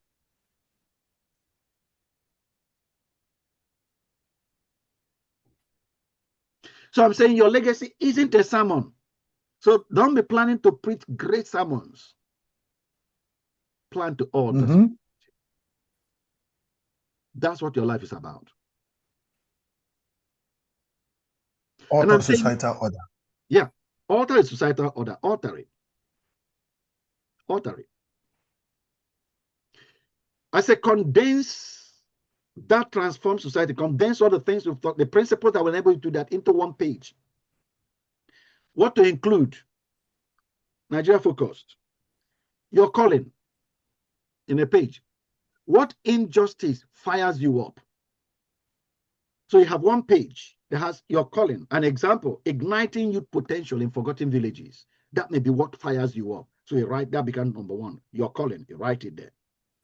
Or it may be bridging Muslim-Christian divides, or bringing the church, uniting the church as one force that alters society. So you're not going, it can be. So that right now where you are, every church is just falling at a fragmented one, no, my church. Nobody thinks about Jesus' church, just my church. Yours can be the passion to unite the church into one force that alters society, where people stop looking at themselves as that's in society. Daniel. Sir, seriously, my mind just went into a kind of reflection. Mm-hmm. I shared something with my chairman because what I'm saying this is just possibly. Let me see if there are other options that could come either from you or from anyone hearing me out now. Because a lot of times you follow it this way, it doesn't work. Mm-hmm. That doesn't mean it won't work. There are other options that it's just that you've not explored. Yeah. Possibly you've not shared it enough with people who could share those ideas or give you more light to how to go about it. Can you bring your camera this down, Daniel? issue. Daniel, Sir? bring your camera. Sir? Bring your camera down so you can see your face more. I said, okay. Yeah, better. No, more. No. Thank you. Just see more of your fan and your ceiling. I want to see more of you instead. Bring it down. You know, I was just positioning this where network was a bit stagey. So I found out that it's here. Carry on. No, we're okay. Carry on. So I shared this issue. I shared this issue of building this market toilet in a cocoa where I'm staying with my chairman. We were heading to Oka, so it was in his car, and I was just sharing this with him. He started bringing in some things that were more of a discouraging angle, sir. So my reason for coming up with this is, which other way can I, because I was telling him, can we talk with the local government chairman who he knows him, he's a friend of his. See how far we could really work together with him in setting up this public, rest place for the market and every other person that could really access that. He was giving me some other angles where that shouldn't be what we should be occupied with now.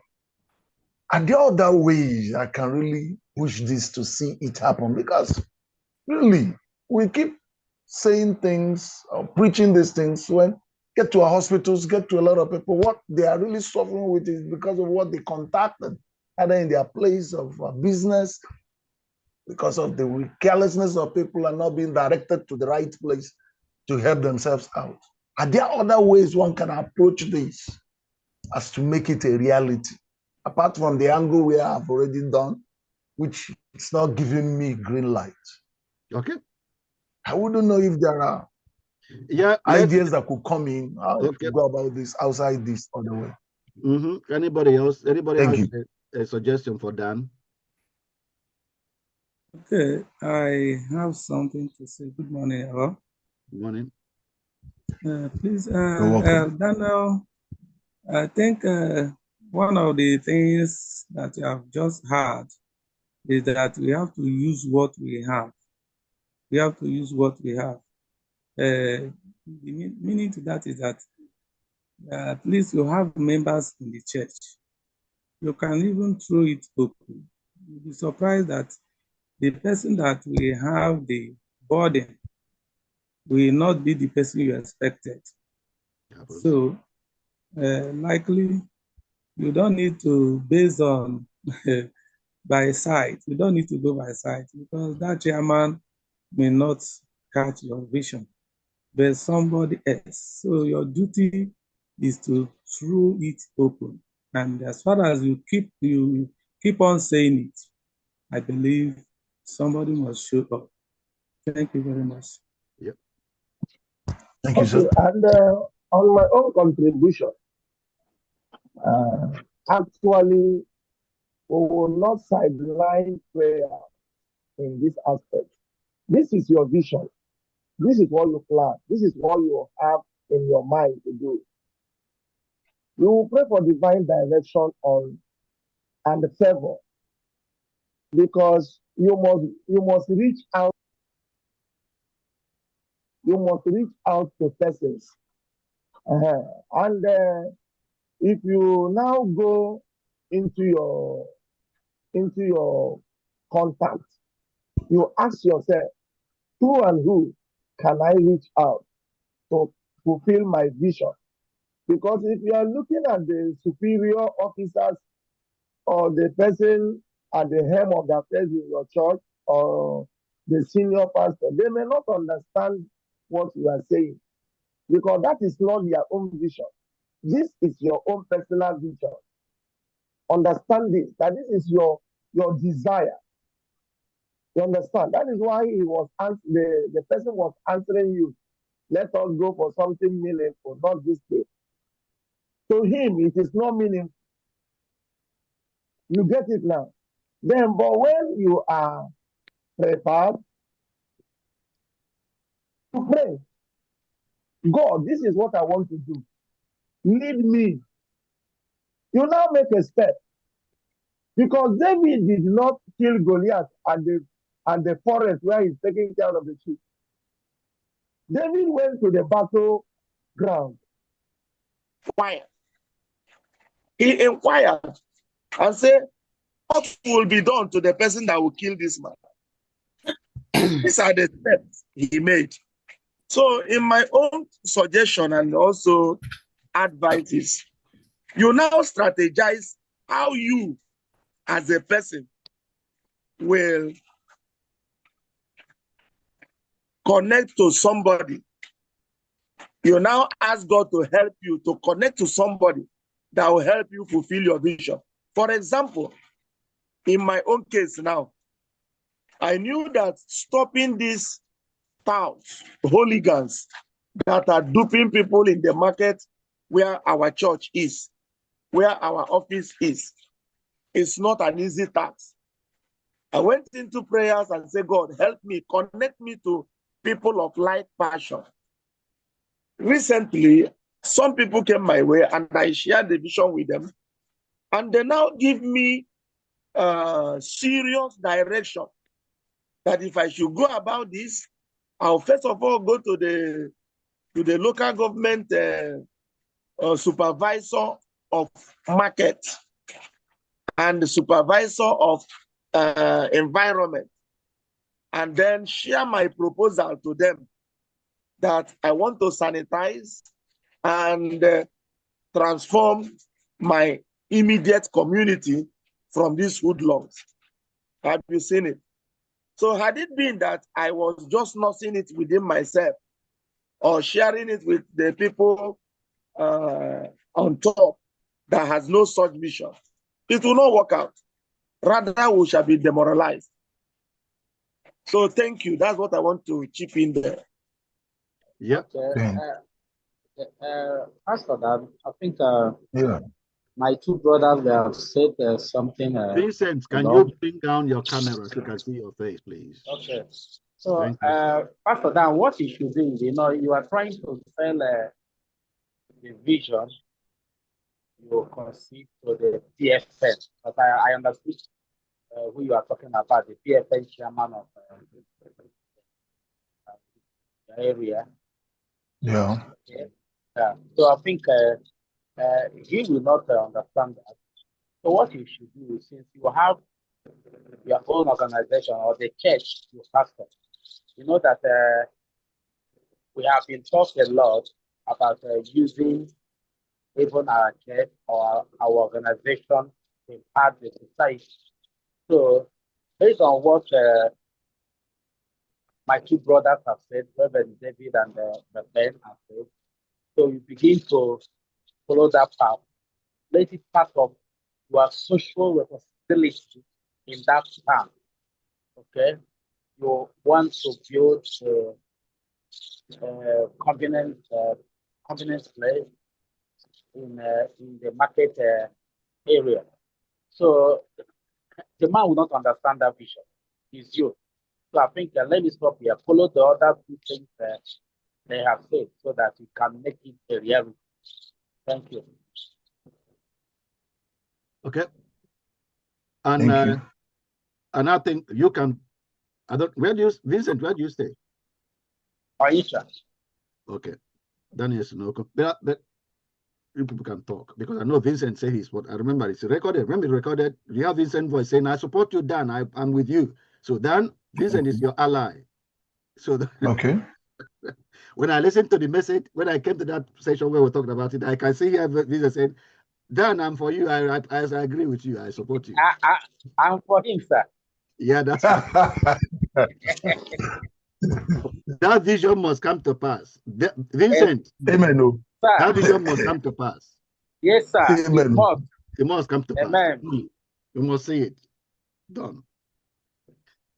Okay, so I said in building your impact canvas, I said one page, put it all of them in one page. Your legacy is a transformed community. That's your legacy.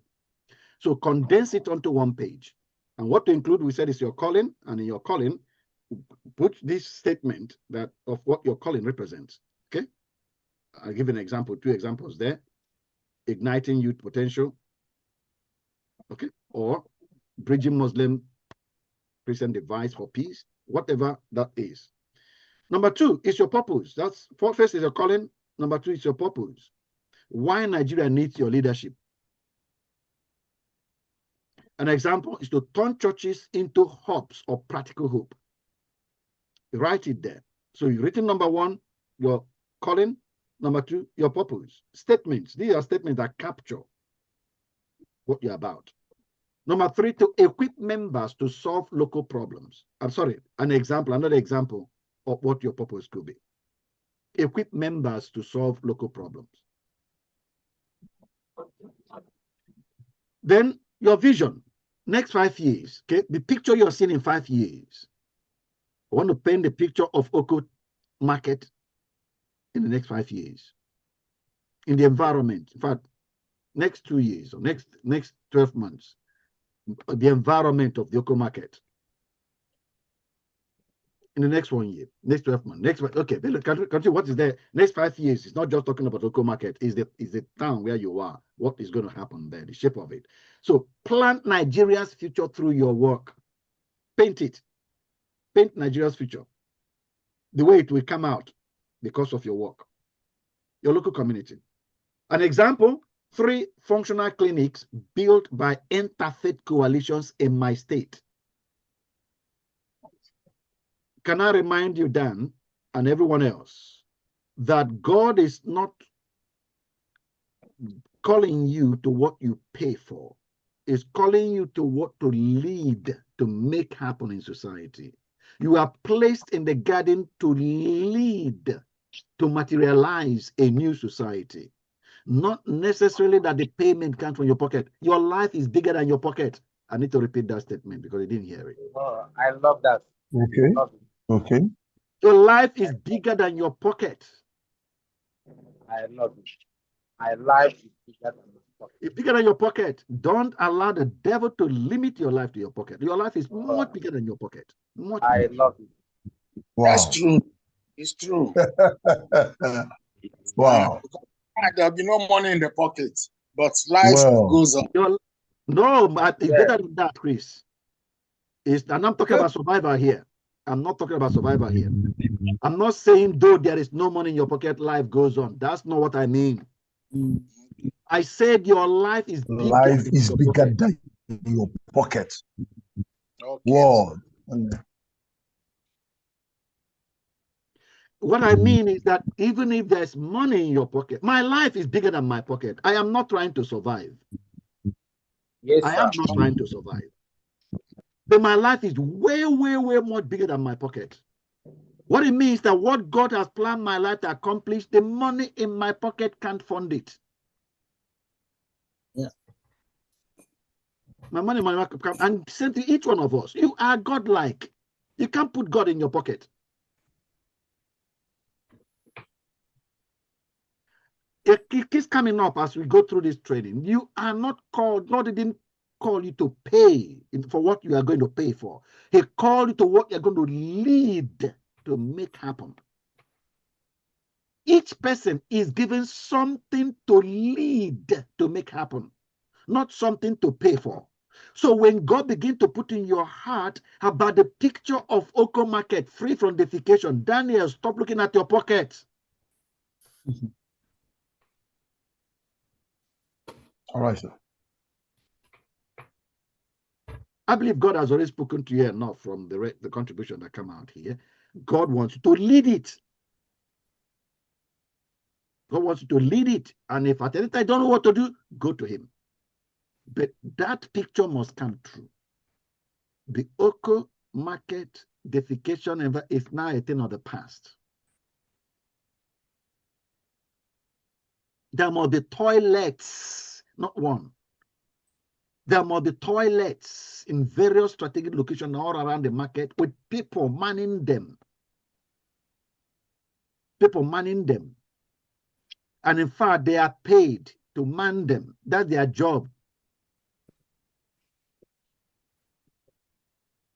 Make sure we fulfill that. So in another sense, we're virtually telling Daniel that goal that he has, to remove open defecation around market areas, that is bigger than what he has in his pocket. He cannot fund it, but let him go ahead and start that particular project. Yeah. It will be funded. Yep. I mean, our brother, I think, wasn't it David that was here? He said, you'll be surprised that the people God has already prepared and wired for that are people you are not expecting. There are people you are not expecting. It's not people you are expecting. That it's possible that right now the money is sitting in their account, waiting. They're just waiting for what it is meant for. They haven't come across it yet because you have not started.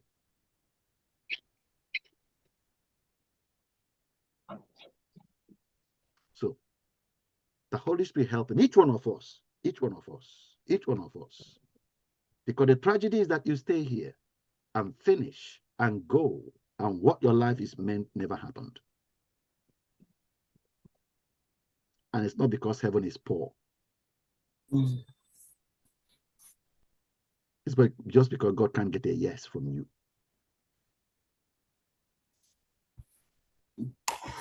Your vision, Oko supermarket, Oko market, all areas of Oko defecation gone, completely gone. Toilets, 5 toilets in strategic locations are manned and kept clean constantly. 3 functional clinics built by interfaith coalitions in my state. 200 youths killed in agribusiness. Whatever it is, write it. Your vision, write it. Your mission, which is daily actions now. 2 to 3 non-negotiable habits. Mobilize 1 new volunteer weekly for community projects. Spend 30 minutes a day researching grants and partnerships. These are examples. 4, your principles. Courage. Confront corruption blocking school funds. Resourcefulness. Turn plastic waste into building materials. Okay, and whatever else for you. Number 6, these are all the things to include in your 1-page manifesto or canvas. Train 100 women in soap making. That's what I'm going to do in 90 days. Immediate wins. Train 100 women, train 10 women in soap making by December.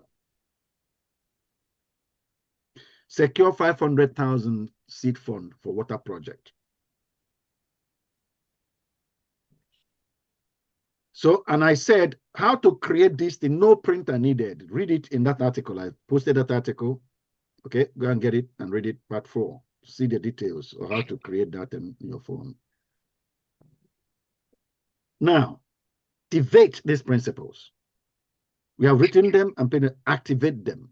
I say, polish your core principles into battle-ready tools. 1, your Nigeria impact code I saw problems with my people, not for them. Resourcefulness. I speak when silence feeds suffering.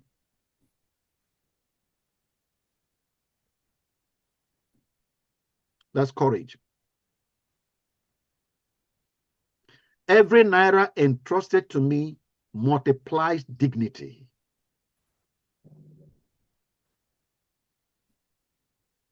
That's my Nigeria impact code. Stewardship. Write out these principles. Why this anchors your legacy. They guide, these statements like this, written out, they guide your decisions. Like, should we repair the church roof or fund the village well first? Those are two important things, aren't they?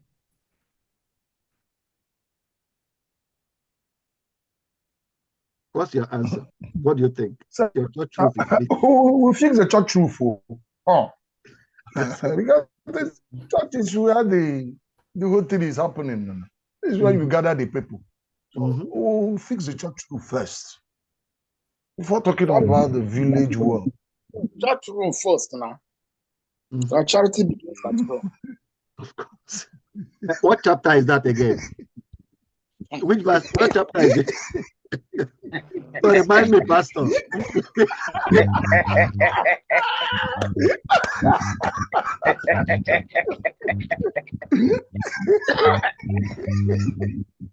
Daddy, international.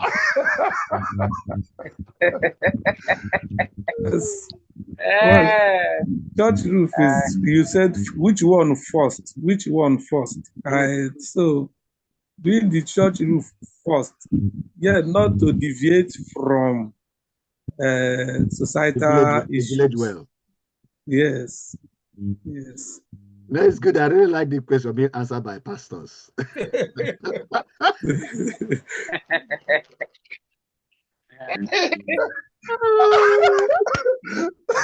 So I wanted to see. We have to look at where we are first.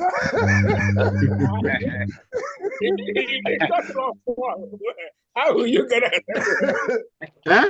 So that rain will not beat our people now. Now, listen. Okay. Now, okay. I think maybe we'll say because the village, the church roof, the state of the church roof is not defined, so you don't know how bad it is, whether it is manageable or not. Yes, sir. As it is rainy season now. Yeah, and in Nigeria, particularly, you know, when rain falls, it's not the way it falls over here. What they call storm here is those kinds of igirigi in Nigeria. That's what they call rainstorm here. So we are not in the same. So that church roof state, the state of the church roof is not defined. So we don't know whether whether it can even accommodate people or not. But village well, the village. The point is, if you have opportunity, I think the way we are looking at this, if there's a money that is coming in, and you have opportunity to decide. I mean, the village well, people are walking miles to go and fetch water. I mean, they've not been any funding to help them. Now, your church also, you have a roof you're living in, but somehow you discover that a leak somewhere coming through the church roof. This money comes in to be put into a project of your decision, of your choosing. Just choose. It is sufficient, just sufficient to put a village well. But if you put it in church roof, it's not available for the village well. So your church will have a good roof. I hope you're paying attention, pastors. Your church will have a good roof. Most of them are pastors. But the people in the village will still be trekking miles to go and fetch water, waiting for another time when another funding may come in, which you don't know, maybe 5 years' time. Pastors, talk to me again. I said, the issue is that if the church roof is repaired, we can raise money now. The church will be mobilized. to help, repair the well. So you can actually take this money that come in and build the well, and the church raises money to repair the roof. It's possible. Mm-hmm. It's possible. The question I say, which one do you do first? That's the question. Just roof. I think you said that there's something you said, like you said, charity begins at home. He said that it depends on the state of the roof. The state of the roof. Like mine, I'm repairing my own now. And if such money comes, I will use it to repair the church hall because it's raining and it's not good. It's not conducive for us to, stay. So if money comes right now, I will use it to repair the church hall. Then I can mobilize them to refund the money. Because it's very bad. Of course, I just want to say that, they are the resource. And when you make your grass green, then the sheep will come and lie down and eat. So if we have a covenant place for worship, it will help to stir people's minds as to do other things. So let's rephrase this. Remember, your people in that church, they are the people in that village. They travel miles to fetch water. Your people, the people you're looking at. And they do that the whole week, every day.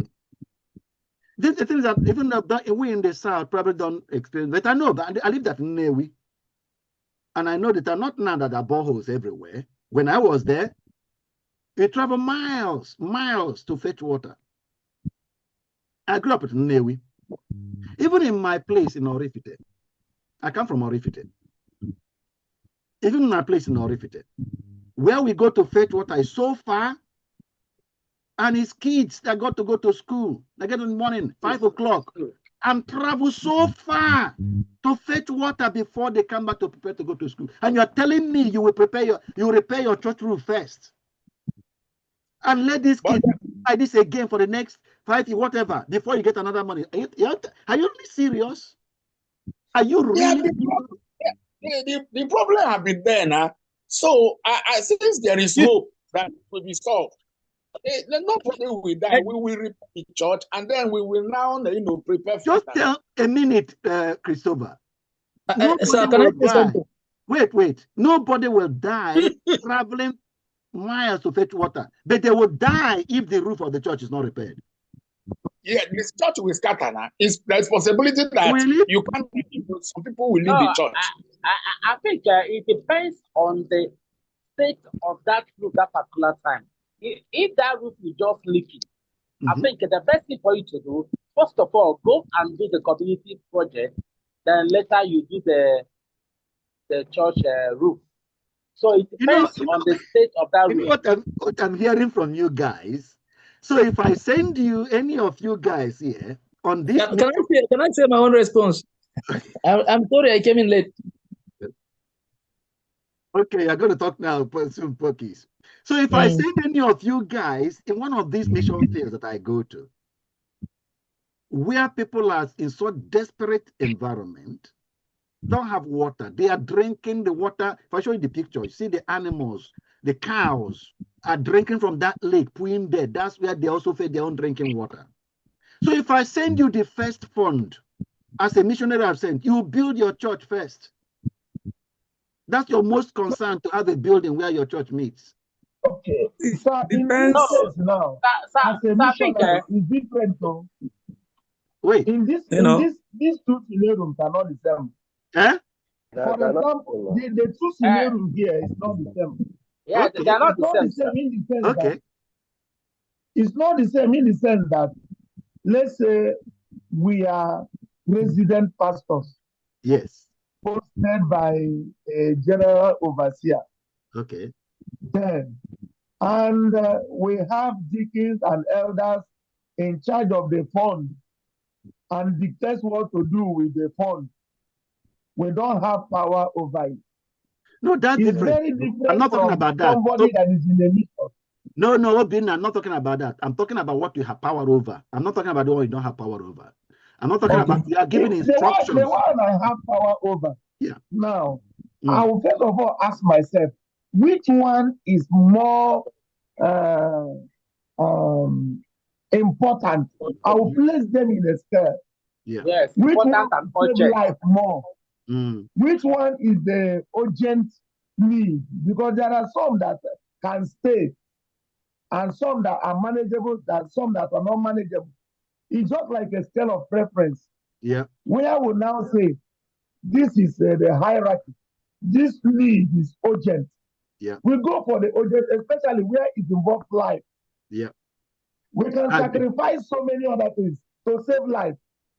Now that I think the church roof can stay, and then we meet to the needs of these people. Because these people now, when we meet their needs, they may even turn around and lay resources together to fix the roof, because they have seen that this individual has their welfare at heart. That's how I'm seeing it. It depends on the priority, or the need we lay as our priority in this very case. That's my own submission. Focus, you wanted to say something? Yes, quite a lot. I'm so sorry I came in so late. I made a mistake. I blame myself anyway. I slept too late. I'm sorry about that. There's quite a lot going on in this discussion, and I'm excited to came in a little bit earlier than now.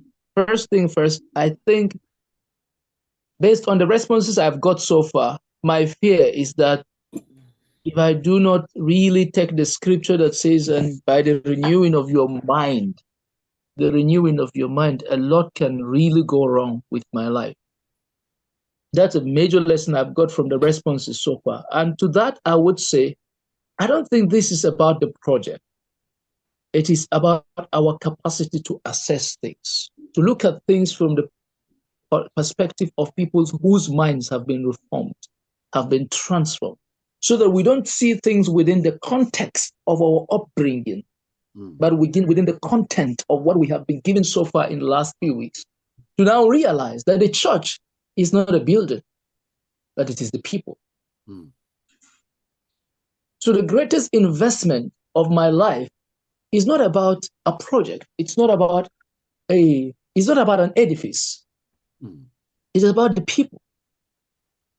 Some of the greatest messages in the world that you would ever preach are not spoken. They are in acts of kindness. They are silent. They are quiet. And I think this is what this question is trying to test. It's trying to judge our intentions, our motives, our priorities. Is it the people or the project, the physical project, the building? The church is not in the building. It's in the people. So they are supposed to become a priority because they are the major reason for which the church exists. This is the way I have understood this question. We're not going first for the well because we don't have enough funds. No, it's even the priority. In fact, the church building can collapse, and that's not a problem. But the fact that the child will die as a result of lack of water, or that they would drink contaminated water around them because they cannot travel the distance to get it, or that a lot of economic time is lost in the process of that. But that well becomes their source of living. It's a lot more than a well. It's about visionary leadership. It's about being selfless. It's not thinking first about ourselves. Maybe that is why the next question looks like a rider. Am I just doing projects, or am I adding more? And this is so important, because what for me this does is that it actually checks my reason for doing what I'm doing. Am I just trying to add credentials, or am I just really committed to ensuring that this thing is targeted at the needs of the people, not what I wish should have been done? This is what I have to say about it. Yeah. Okay. I think that's what Ben tried to bring out. Okay. But I think you you made clear the question when Reverend Ben was talking. He said something that you have the power, like what Pocket is trying to say, or what Pocket said. As far as you have the power to do such thing, I think the best thing for you to do is to go and solve that thing that will affect lives. So let me give just a little example. Before I got married, I wanted to furnish my house. And since I wasn't married, though I was living with my younger ones, and I saw a pastor with an quite elderly, with a family. I traveled to a place in Jikoka. And the place, his sitting room was so empty. I said, wow. I said, let me first of all solve this man's problem, to furnish that sitting room for him. He has a wife, they have children, they are growing up.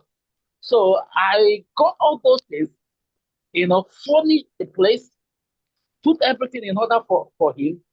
And I wasn't bothered, actually, because I found out that that man needs it more than me. So, like, when you discover that this particular, to impact that society, I think what you should do, to solve that immediate problem, to allow that, because I've been that, I grew up in Osobo, okay, and I knew where we used to fetch water from mines, like what you said also, sir. So I think since I have the power to do that, I will first of all solve that community problem. Since I have the power. Thank you, sir. Okay. Now, I think Yes. you brought out what I had in mind, what I wanted to say. Because, and the thing is that when we as pastors, the way we function, we don't know, we're also molding the congregation, the consciousness of the congregation, the way we function. So if, like I said before, I believe that each one of us, if in a real ground, you make assessments. But what doesn't occur to us often is that the communities, these people here, that is interesting. One of you said they've been suffering before now. They keep it. They keep suffering. No. It don't mean because you've been looking after the building before and thought the building is a church, you will continue to look at the building as a church. The building is not a church. If you can't meet, if the church roof get blown up by hurricanes and also blows up the houses of everybody, I mean, damages a lot of things. The church roof. Church can meet in my house. During COVID, where did your church meet? Nigeria, you don't know it because you people didn't bother about COVID. You don't know it. I think they did. I think they met online. I think so. A few, especially those that in Lagos. No, yeah, very few. In the village, they didn't bother. They didn't bother. They are meeting, they're doing their normal things. But that mentality the church building completely was shot and cancelled here for months. You can't even step out. I mean, do you ever step out? Just only you, not two, only you. Just around your house for a few minutes, go back to your house. Everybody was on house arrest. On Sundays, well, this church, from our houses on Sundays, everybody did their church from their house. All through that period. The church was still alive. There was no roof. There was no roof.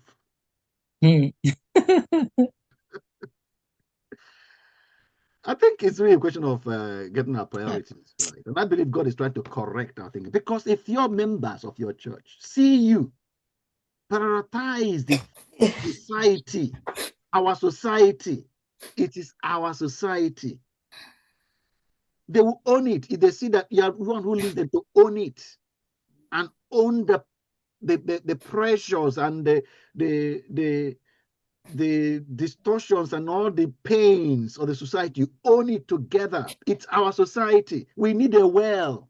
We, the society, need a well. We need a well. So we build a well. Of course, you're not telling me in your house, if you have a little money left, now, again, now maybe, but let's say now that you don't have water in your house, there is somebody that you are paying to be, they have a borehole and link the pipe to your house, and then they supply water, and you pay them to be supplying you water. And then for some reason you run out of money, short, and you couldn't pay, and they're about to cut off your water. You must pay this month. And then at the same time, your roof started leaking in your house. Which one will you do first? Answer me. Will you pay your roof or pay for your water? Pay for your water, man. Why?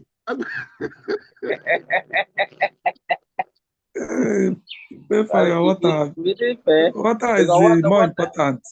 Yes, water is so essential. It's more important than the roof. But you thought your church roof is more important than the well in the village. Thank you, sir. Anyway, sorry. It's interesting. Anyway, mind renewal. We are renewing our minds. Yeah. Okay. Yes. But if you have these principles laid out, they help you when these kind of things come. What do I do first? And your principles are there. I solve problems with my people, not for them. You know why you are talking about putting your roof first before the well? Because you thought you're doing it for them. Yes. So you say charity begins at home, and to you, home is church. It's not the village. But when I now brought to your house, home become you. Then you find out you get water first before your roof.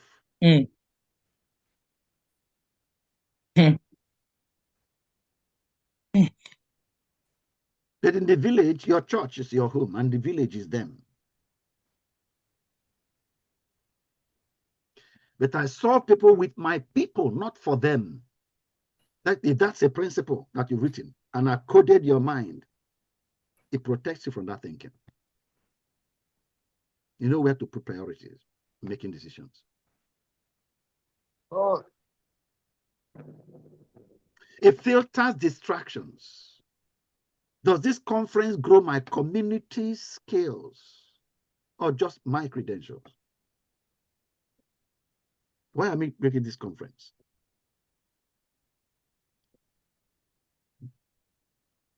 So put it to work. No art skills required. Daily alignment. Scan your impact canvas during morning prayers. I mentioned it before. Ask what one action today moves my vision forward.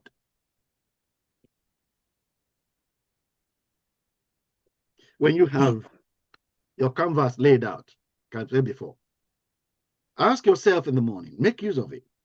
What one action today moves my vision forward? Congregation power. Share one principle monthly.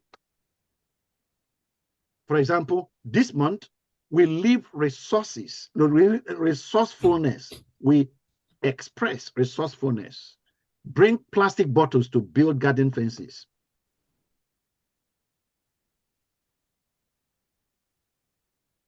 Progress tracking. Stick your 90-day objectives on the church notice board. Update weekly with Naira raised, volunteers added, or partnerships secured.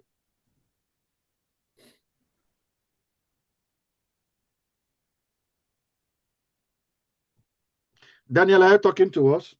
You're muted. I'm back, sir. I was cut off. Network was really something, so I recharged my data back again. Okay. So I'm back, sir. Thank you. Your blueprint isn't decoration. It's your war plan against despair.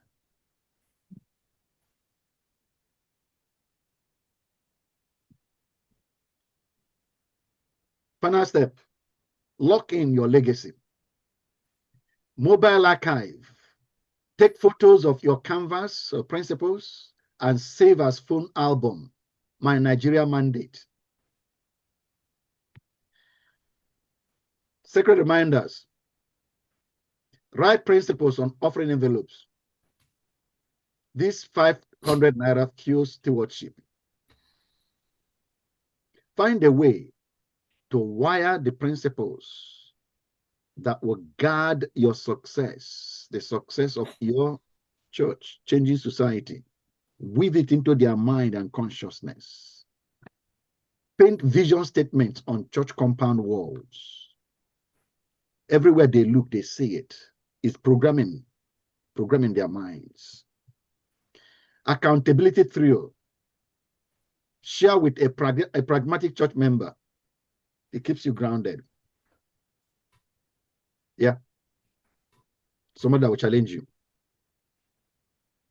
Share with a local NGO leader. It expands your network. Then share your principles with your toughest critic. Sharpens your resolve because you tell you can't do it. You don't have the capacity to. Then that sharpens your resolve to prove it that you can. Christ strengthens you, and you not only can you, but you will.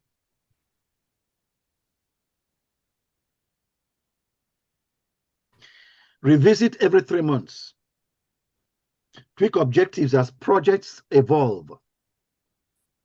Celebrate impact, not perfection.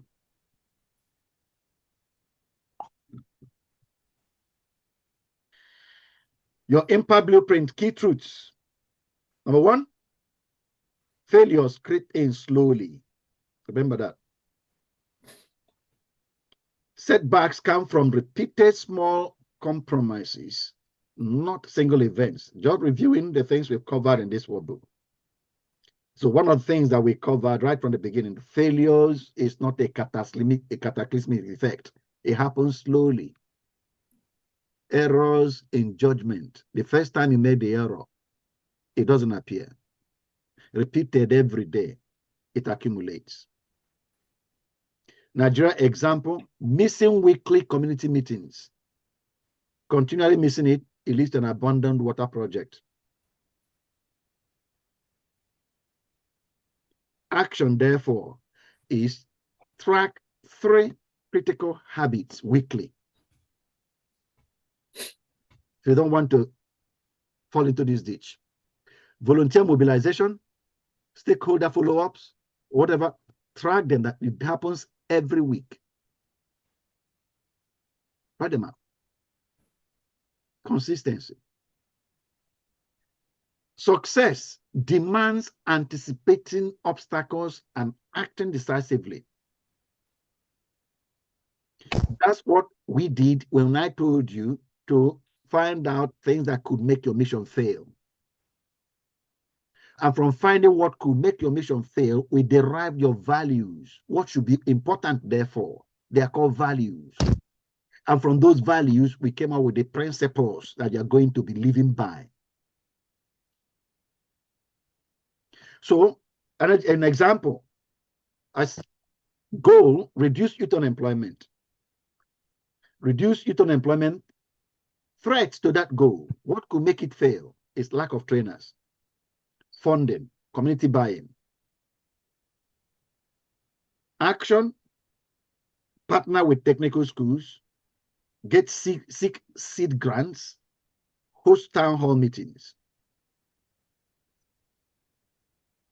So foresee this ahead and then take action now to keep it from happening. That's what is called proactivity. Being proactive.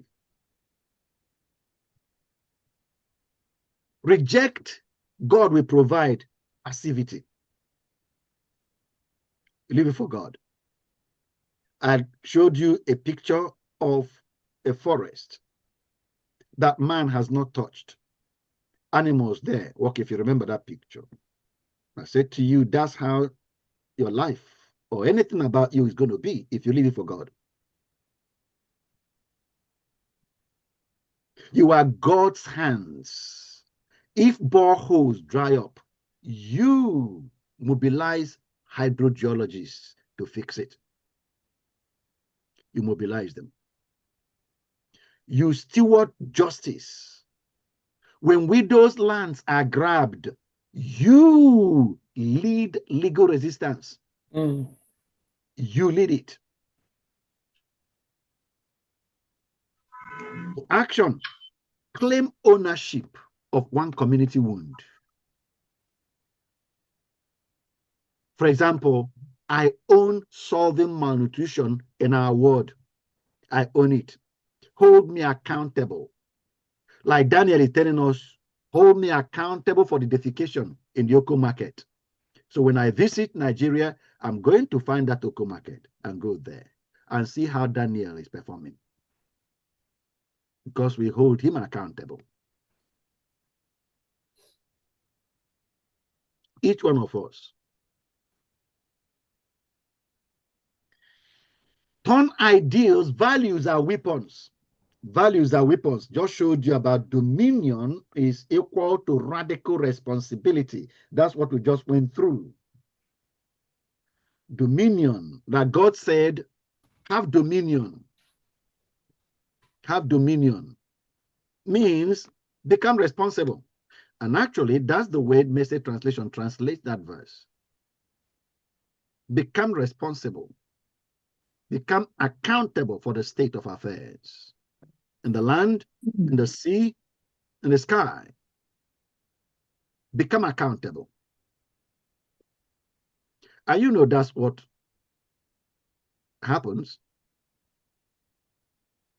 So you are God's hands. You steward justice, take action. Values are weapons. So they turn ideals into impact from your idea of what to do and how to do it. When you work out your values, and that begins to shape principles of action, the way I'm going to be acting. Values turn ideals into action. Impact in society. An example, courage, a value.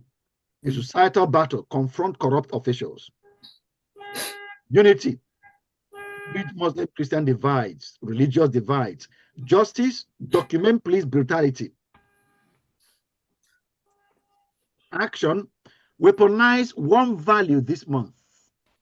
For example, use stewardship to turn church land into a skills academy. Just a minute. Okay. That's an action I can take. Weaponize one value. Make it a weapon this month to turn church land into a skills academy. 5, decisions are destiny shapers. Decisions you make every day, you are shaping destiny. You are shaping destiny. Therefore, filter choices through statements like, does this grow my mission or our nation?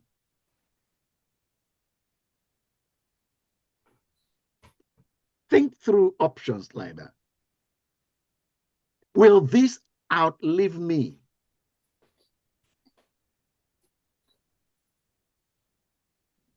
Example, choosing to train 10 mechanics is greater than accepting a political bribe. Values. The decision you make to accept a political bribe shuts down the destiny of not just the 10 mechanics you didn't train, but all the people they will affect. Well, not really shut their destiny down. I think it's your destiny you shut down. Because God will stay connected to somebody else. He can do that. But your destiny now is not fulfilled. You've sold your destiny. Because they are whatever they do in life was supposed to be linked to you. But now it cannot be linked.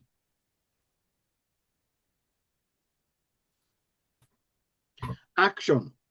Score options against your top 3 values before deciding. That's what we discussed today. Principles are your armor. They are armor in life. They lead you to non-negotiables for national redemption. Principles. The Holy Spirit helps you so that you see these things we are sharing beyond yourself and become so eager to infect other people around you with these truths. Begin to reshape their thinking and mentality with these truths we're sharing. You are altering the nation. You're altering the nation the way no government can. No government can. You are God's governor placed in Nigeria to govern the nation. The truths you've been sharing have given you your tools for governance. Action. So, an example, I say principles are your armor. They are non-negotiables for national redemption. Then I publicly account for every naira. Publicly. That's your principle for life. Or I partner with imams before launching projects. You know how much resistance that will gain in Eastern Nigeria? I partner with imams. They're selling out. That's huge.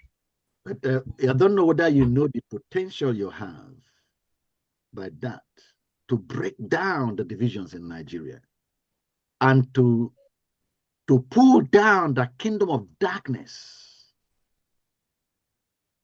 I don't know whether you are aware about the potential you have that you take positive action in connecting with Muslims. I don't know whether you know the potential you have. You don't. For most cases, you don't. You don't. Because you see, the Bible says, greater is he that is in you than he that is in the world. But you see, greater is he that is in them than he that is at work in me. That's what you see. That's what most Christians in Nigeria see. That's what most Christians in Nigeria see.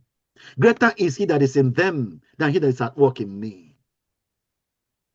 That's why you want to make sure you keep the distance, lest they contaminate you, defeat you.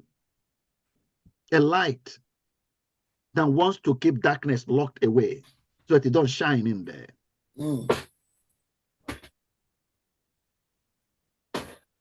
Tell me how they're going to understand the power of synergy.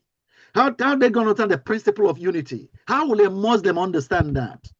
How will if a Christian doesn't practice it with him, how will he understand that? How will he know how it works? When his book tells him to kill you,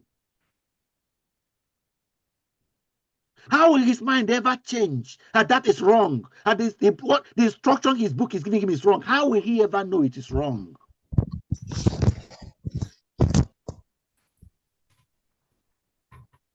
How will he know?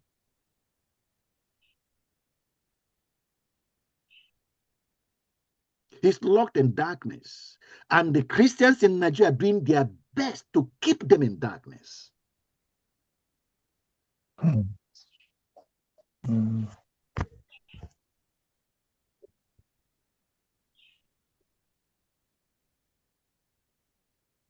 If they rail against you, you make sure you rail against them back.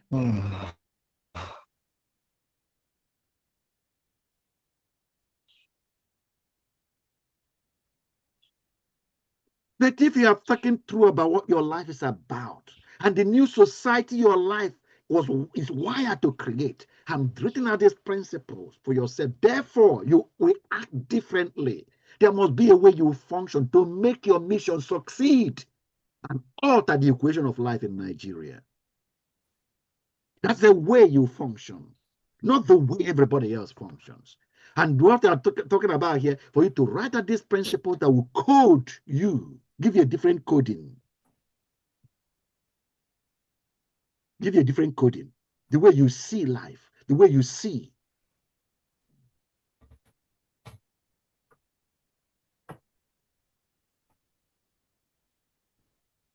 So action, I said, paint one principle on your church wall. For example, no tribal favoritism in AID. Okay, we'll give it no tribal favoritism.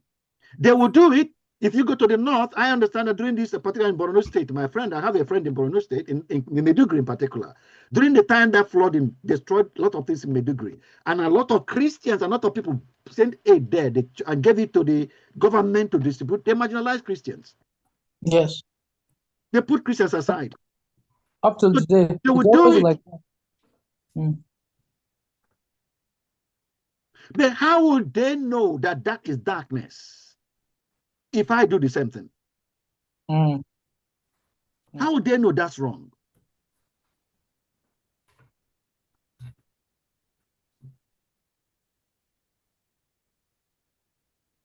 Okay, sir, there is something I want to say. Mm-hmm. For example, I am venturing into establishing a vocational training center as an entrepreneur. And there is this bank, BOI, Bank of Industry, which cooperative can go for a soft loan and it will be given to them. You find out that in the north, they access the loan very, very easy. Very, very easy. They access that BOI loan. But in the east here, we pass through rigorous this, that, and so many things. It's true. And at the end, we will not get. And even most of the grants that is assessed in Nigeria, here in the east, we don't normally have them. But in the north, we get such things. So you see, and all these things are things that are happening even till tomorrow. Because why I'm saying this is notwithstanding that this is like that, we will still believe in ourselves. We still believe that we have something in us which cannot be defeated. And we will go with that courage. Because if we start looking at the marginalization, honestly, it is so much. Recently, we applied for this Bank of Industry for our vocational training center. For more than 2 years, nothing. Last year, even this year, we are still applying. Even the NDE program, the people from the north will bring it down. They will now give few slots to the people in the east, but in the north, they will spread it as a free booze. So all these things are really a thing of concern. And it is also affecting us here, for example.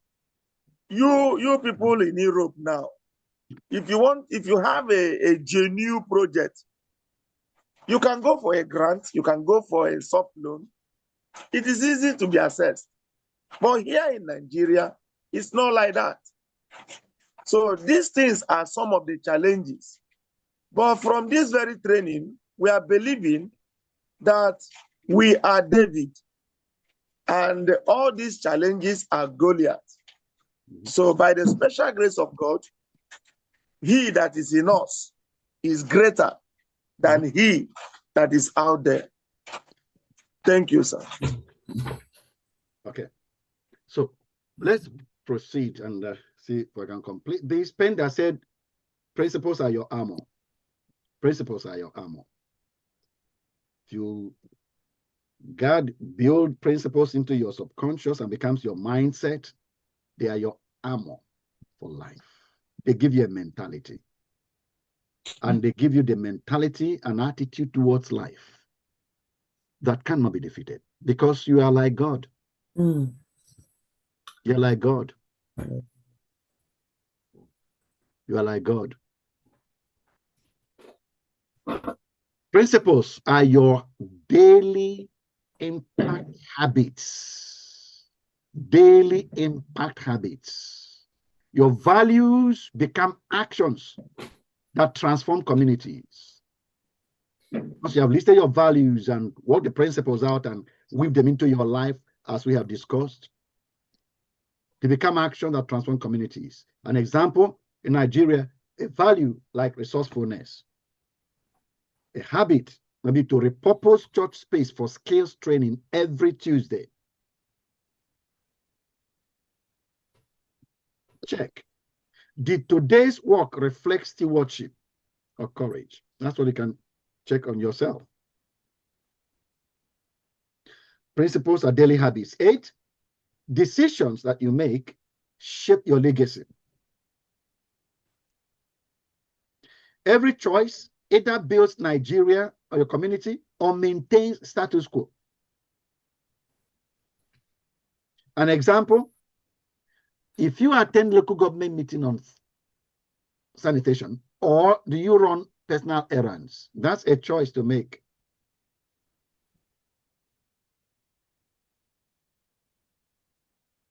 And which question now, which option better serves our unity principle? You are trying to drive up, okay, you've written up unity as one of your values and you made the principle, made a statement about that. And we've already discussed how you allow that principle to help you make your choice. That's what we are reminding you here. We've gone through that. Filter, which option? Do I attend local government meeting on sanitation? Or should I just run my own personal errands? What principle is guiding your decisions? Many of us that don't have any principles, what guides their decisions? Answer me, please. What guides people's decisions when they have that option? Local government to put a meeting. And they say, well, I may come, I may not come. Well, I will see. When that time comes, what guides their decisions? What has happened previously?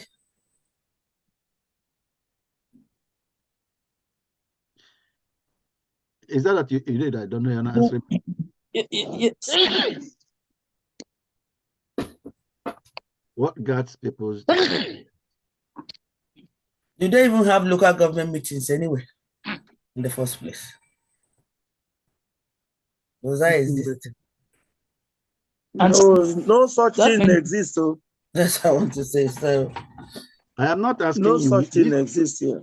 Did you see that written on top of that Nigeria example? I said no. Local government doesn't have meetings and don't question local government meeting on sanitation. No such thing exists, meaning what?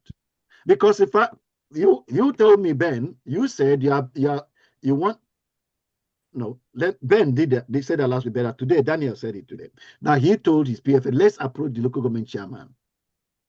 That he said is his friend. If you had approached him and they said, yeah, okay, and then call 2 or 3 other people, let's think about it's not for us to do this from local government level. Is that not what it is about? Yes. So what would that be? It's not a local government meeting. Yes, sir. Yes, sir. Are you waiting Okay, for... I thought the local government will mean, I was insinuating before is that whether all the people, but I now understand. Yeah, there is a local government in every local government in Anambra State. Yeah, and they are approachable and they have their, for example, the meeting of the supervisors, which we call councillors, and the chairman, that is just like the mayor. They have their meetings. And they tell you that you can set up there can be a meeting that involves you to make something happen in local government, and you can be the one that is spearheading that meeting. Championing it. You can be the one driving it. You went to local government chairman or whoever you could talk to in that work with him and say, this idea is very good. You need to do this. So let's get 1 or 2 other people. Let's talk about this. That becomes a local government meeting. Okay. I now understand. It's just like what I was saying before, that on the area of dealing with those touts, I now ran into somebody that gave me the idea that I will go to the local government and look for supervisor or the councillor in charge of market. That's right. And also supervisor in charge of environment. That's right. I will speak with them and present my proposal so that we'll now talk with the chairman. That's just something like that. And when that meeting time comes, you might have personal things that you want to do. And you might decide that your personal things are more important. Charity begins at home. You might quote that. This one is my desire now. This one is what I want to achieve. Yeah. I have to keep every other thing by the side. Priority. Decisions. Yeah, it's a priority. It depends on someone's priority. Yeah. Principles are your non-negotiables. Create unbreakable rules for community impact. We are reviewing and summarizing all the things we covered in this workbook. So can I ask a question? You know, one of the things you said today that hit me really hard was the issue of dominion equals radical responsibility. Yeah. And my question is in line with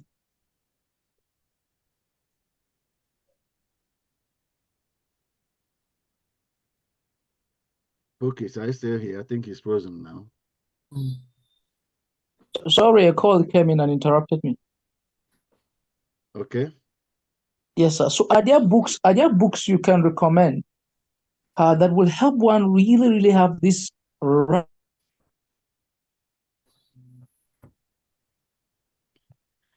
radical mind shift? It's called the things that I've picked from this course. It's like every Saturday, I look forward to this. And after every class, I'm like, Nami, the great problem and the problem of Nigeria. That really hits me hard because I realize that most of the challenges in the country is because those people have really just taken, whichever way they have taken the responsibility, they are crazy, they are radical, they don't even care about it. They just do whatever they are engaging the system more than I'm engaging it. Whatever blame I may put on them, no matter how corrupt they are, they engage the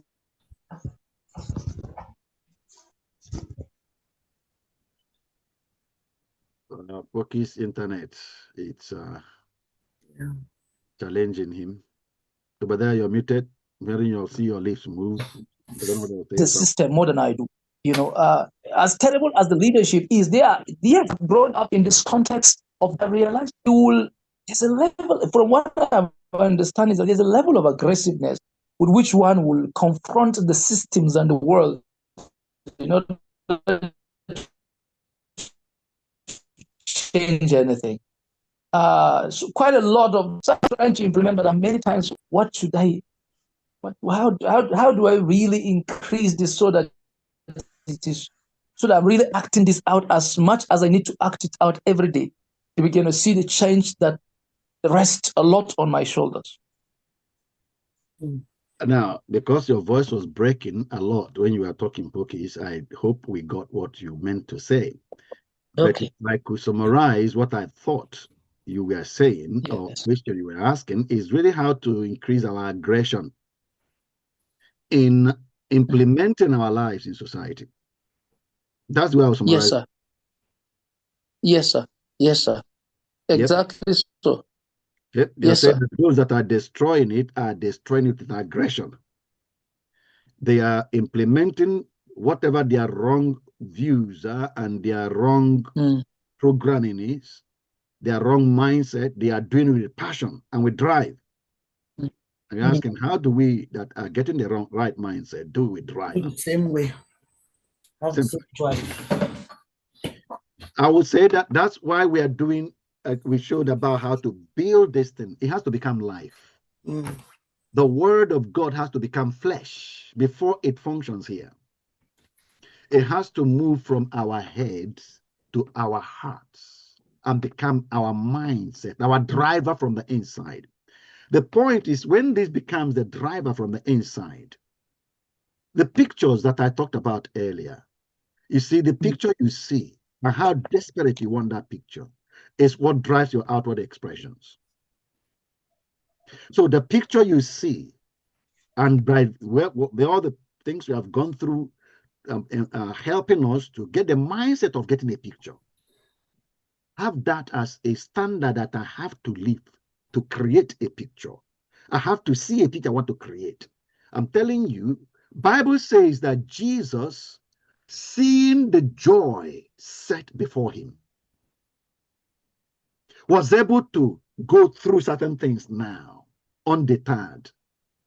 The boldness, you know, when we read about Jesus, you probably wouldn't describe him as a man of aggression, but his spirit was no less than anything you can use aggression to qualify.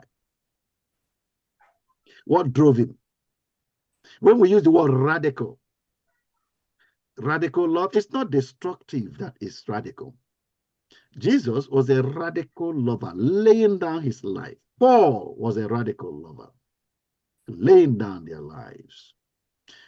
The picture we've seen by going through the processes that we've been discussing, you're supposed to see your life. And when it's your life and you make up your mind you're going to live your life, then death becomes a non-entity because that's your life. What we have been going through now, as we are summarizing this book 2, because that's what I'm bringing to an end, is to review all the things we've covered for the past 4 weeks. And we have talked today about internalizing a way of behavior, making it a mindset. When your values have become, it's synthesizing your values and there are your principles that are driving you to create that picture, and they become your mindset, the way you think, the way you talk, the way you do everything. That passion will be there. That's what we reviewed today. What we create, that internal drive. Now, there is more in the next book you're getting into. What is called book 3 from next week. You create your future, your inner motive force. So probably more of it will come out as we discuss what book.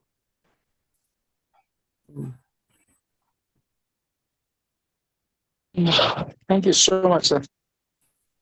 Oh, God bless you. They're welcome. So we say principles are your non-negotiables. They are non-negotiables. They are things you don't negotiate. And an example, I said they are the unbreakable rules for community impact. Rules you make for yourself that guide you. An example, I meet with youth leaders monthly, even during busy seasons, because tomorrow's Nigeria needs them now. This is again a rule you make for yourself. It's a principle of your life that guides your life. And by doing that, you are shaping to tomorrow that's coming. Why this matters for Nigeria? Failure prevention. It prevents you, saves communities from collapse. When you have principles that are now guiding your life and driving you, you have preserved community from total collapse, because the plan of God is that planting you there and you begin to bring forth your fruit and multiply. You are like 11, as small as you are, as insignificant as you might be, you are 11 that is put within the dough of society. And you begin to leaven the whole dough, the whole lump. So radical responsibility leads to break that big man dependency. When you're taking responsibility, you're not depending on any big man. And you are training to society to do the same. Your community, for every one of them, the young people growing up, their mentality begin to come up with, I can and I will. I don't depend on anybody. No matter, regardless how little and insignificant I appear now, I will. I will. I have what it takes. Values in action turns pulpits into policy change. A policy is a way of functioning. And when you have weaved the principles we talked about into the congregation, every one of them have a different way, a new way of functioning now. Principles you're giving them. Principles make integrity contagious in corrupt systems. Principles. Put it before the eyes of your congregation, the members. They are seeing it all the time, and it's coding them. It's coding them. And he said it makes integrity contagious. That when somebody wants to slip into somehow, the contact if they've made with you or hear you speak, or you reject it. It restrains them. You know, my cousin, before he gave his life to Christ, my cousin, we grew up together. And I'll go on holidays and I'll take him, we'll go to my house, can sleep in my house. And then, we read the Bible too. I got born again. When I got born again, we read the Bible and I'll share scriptures with him, you know. And later he will tell me, you know what, now we finish playing the camera, I want to go and sleep, and he didn't pray. When he lies down to pray, he hears me telling him, have you prayed? Have you prayed? And he'll get up again and kneel down and pray. He's hearing my voice, asking, have you go to pray before you sleep? Go to pray. Imagine, say the principles that we have coded our lives with become that contagious. When we begin to function and express in society, the people we have connected with or contacted us, they can begin to hear your voice, talk to them. Or see you, you know, challenging them or pulling them up in a certain way. Next, audit one failed community effort this week. An example, abandoned clinic, and apply these takeaways to resurrect it. Take a community. A tree grown in Sokoto won't provide shade in Enugu. So your principles must take root where you stand in your community. I believe now you should be able to demonstrate responsibility. What do we mean now? How do you demonstrate responsibility for your life success? We've covered that.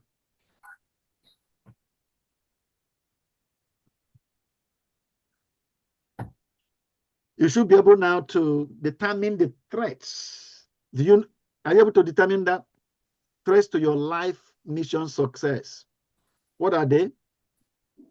You answer the questions in the form anyway. But those are the things that we've covered, and you should be able to develop mitigating values to those threats. The principles that guide your success.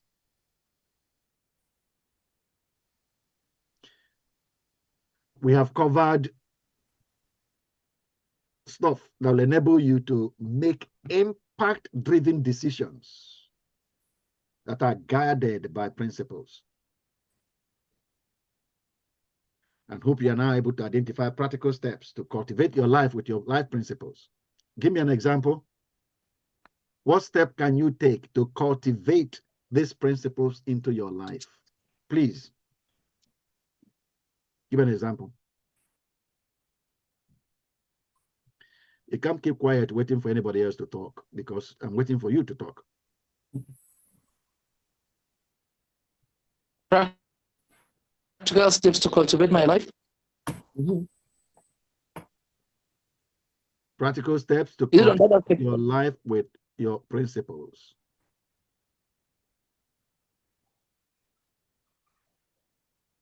Ben, are you saying something? You're muted. Henry, Henry, you are talking, but you're muted, so we can't hear you. You are muted, Henry. You are muted. We can't hear you.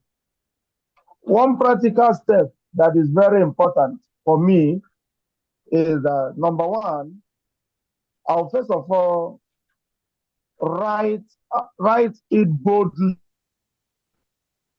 place it in my room, so that when I wake up in the morning, I will see it, that this is where I'm heading. Place it in my office in the church, so that it will be engrafted in me. And then every day I will try to make a step into fulfilling this vision. not procrastinating, trying to achieve a milestone daily in order to achieve my dream. Okay. Thank you. Henry, can you unmute yourself? Yes, sir. Thank you so much. I will take a status. That is, I will put a short screen, the steps I will take, and have it in my answer. So when I open it, I'll see it. Okay. All right. This is, if you have any, do you have any question on what we've done so far? See, I'm saying another. I've been following us.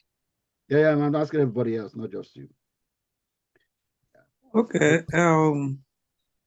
My question. I have a question, sir. Mm-hmm. Thank you, sir, because by the way you are really teaching us all these things, you are inspiring us. Of course, my question is, like maybe the environment you are is not they are not lacking much, but you have another nearby community, or maybe the place where you hail from. For example, like this scarcity of water. Mm-hmm. Maybe somebody living in Onitsha and in your own village, they are going like up to 20 miles or more to get water.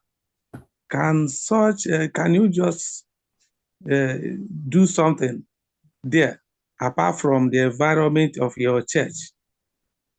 Or is it only the environment where you are residing that is more important?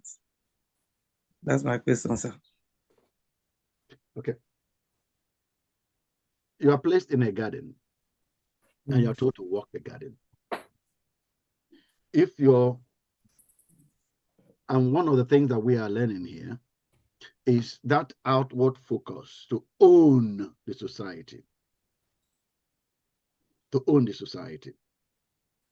So I am expecting God to begin to put my heart, the society. And I'm telling you that if your church, for example, picks up the burden of something that it can be one of the members of your church. Do you think you have a problem that you have you have a borehole that you only to go 1 mile to go and fetch water, and that's the problem? And then your church member returns and tells you about just next time that people travel 10 miles to get water. And say, can you at least shorten it for them for 5 miles? 1 mile, your people only go 1 mile. Their problem is bigger than yours. He presents it that way. Whatever they are facing is much worse than where you are. Big opportunity for you to start trying to look outside of themselves. To begin to prioritize what is outside of themselves, outside of their own direct benefit.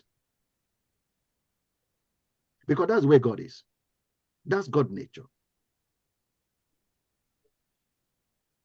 So what I'm saying is, if you are in a place, you have a need, there are needs in that place, and you are trying to fix it, and there's something bigger elsewhere that your church becomes aware of, and mobilize them and tell them to solve other people's problem first. That's the way their mentality should be. If they develop lifestyle, that as a lifestyle, they will never lack. That's life principle. So I don't think there's any rule saying this is what you do first. It's a life that we've been given to live. It's a life that we've been given to live. And the first thing which we are trying to bring ourselves to here is, instead of this old way of focusing on myself, and then maybe I go to the church and tell everybody in church to focus on them. So let's focus on our church. Focus on our church. That's a me again. Which we pointed out earlier is the reason why it is the village is them and us, the church is home for us. And we say, break that.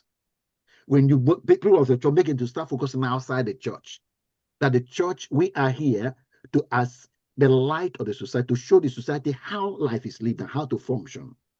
That we live to benefit others. So we start demonstrating it. The church started demonstrating it in the community, mobilizing the community to do things in the community. The community is our home. Nigeria is our home.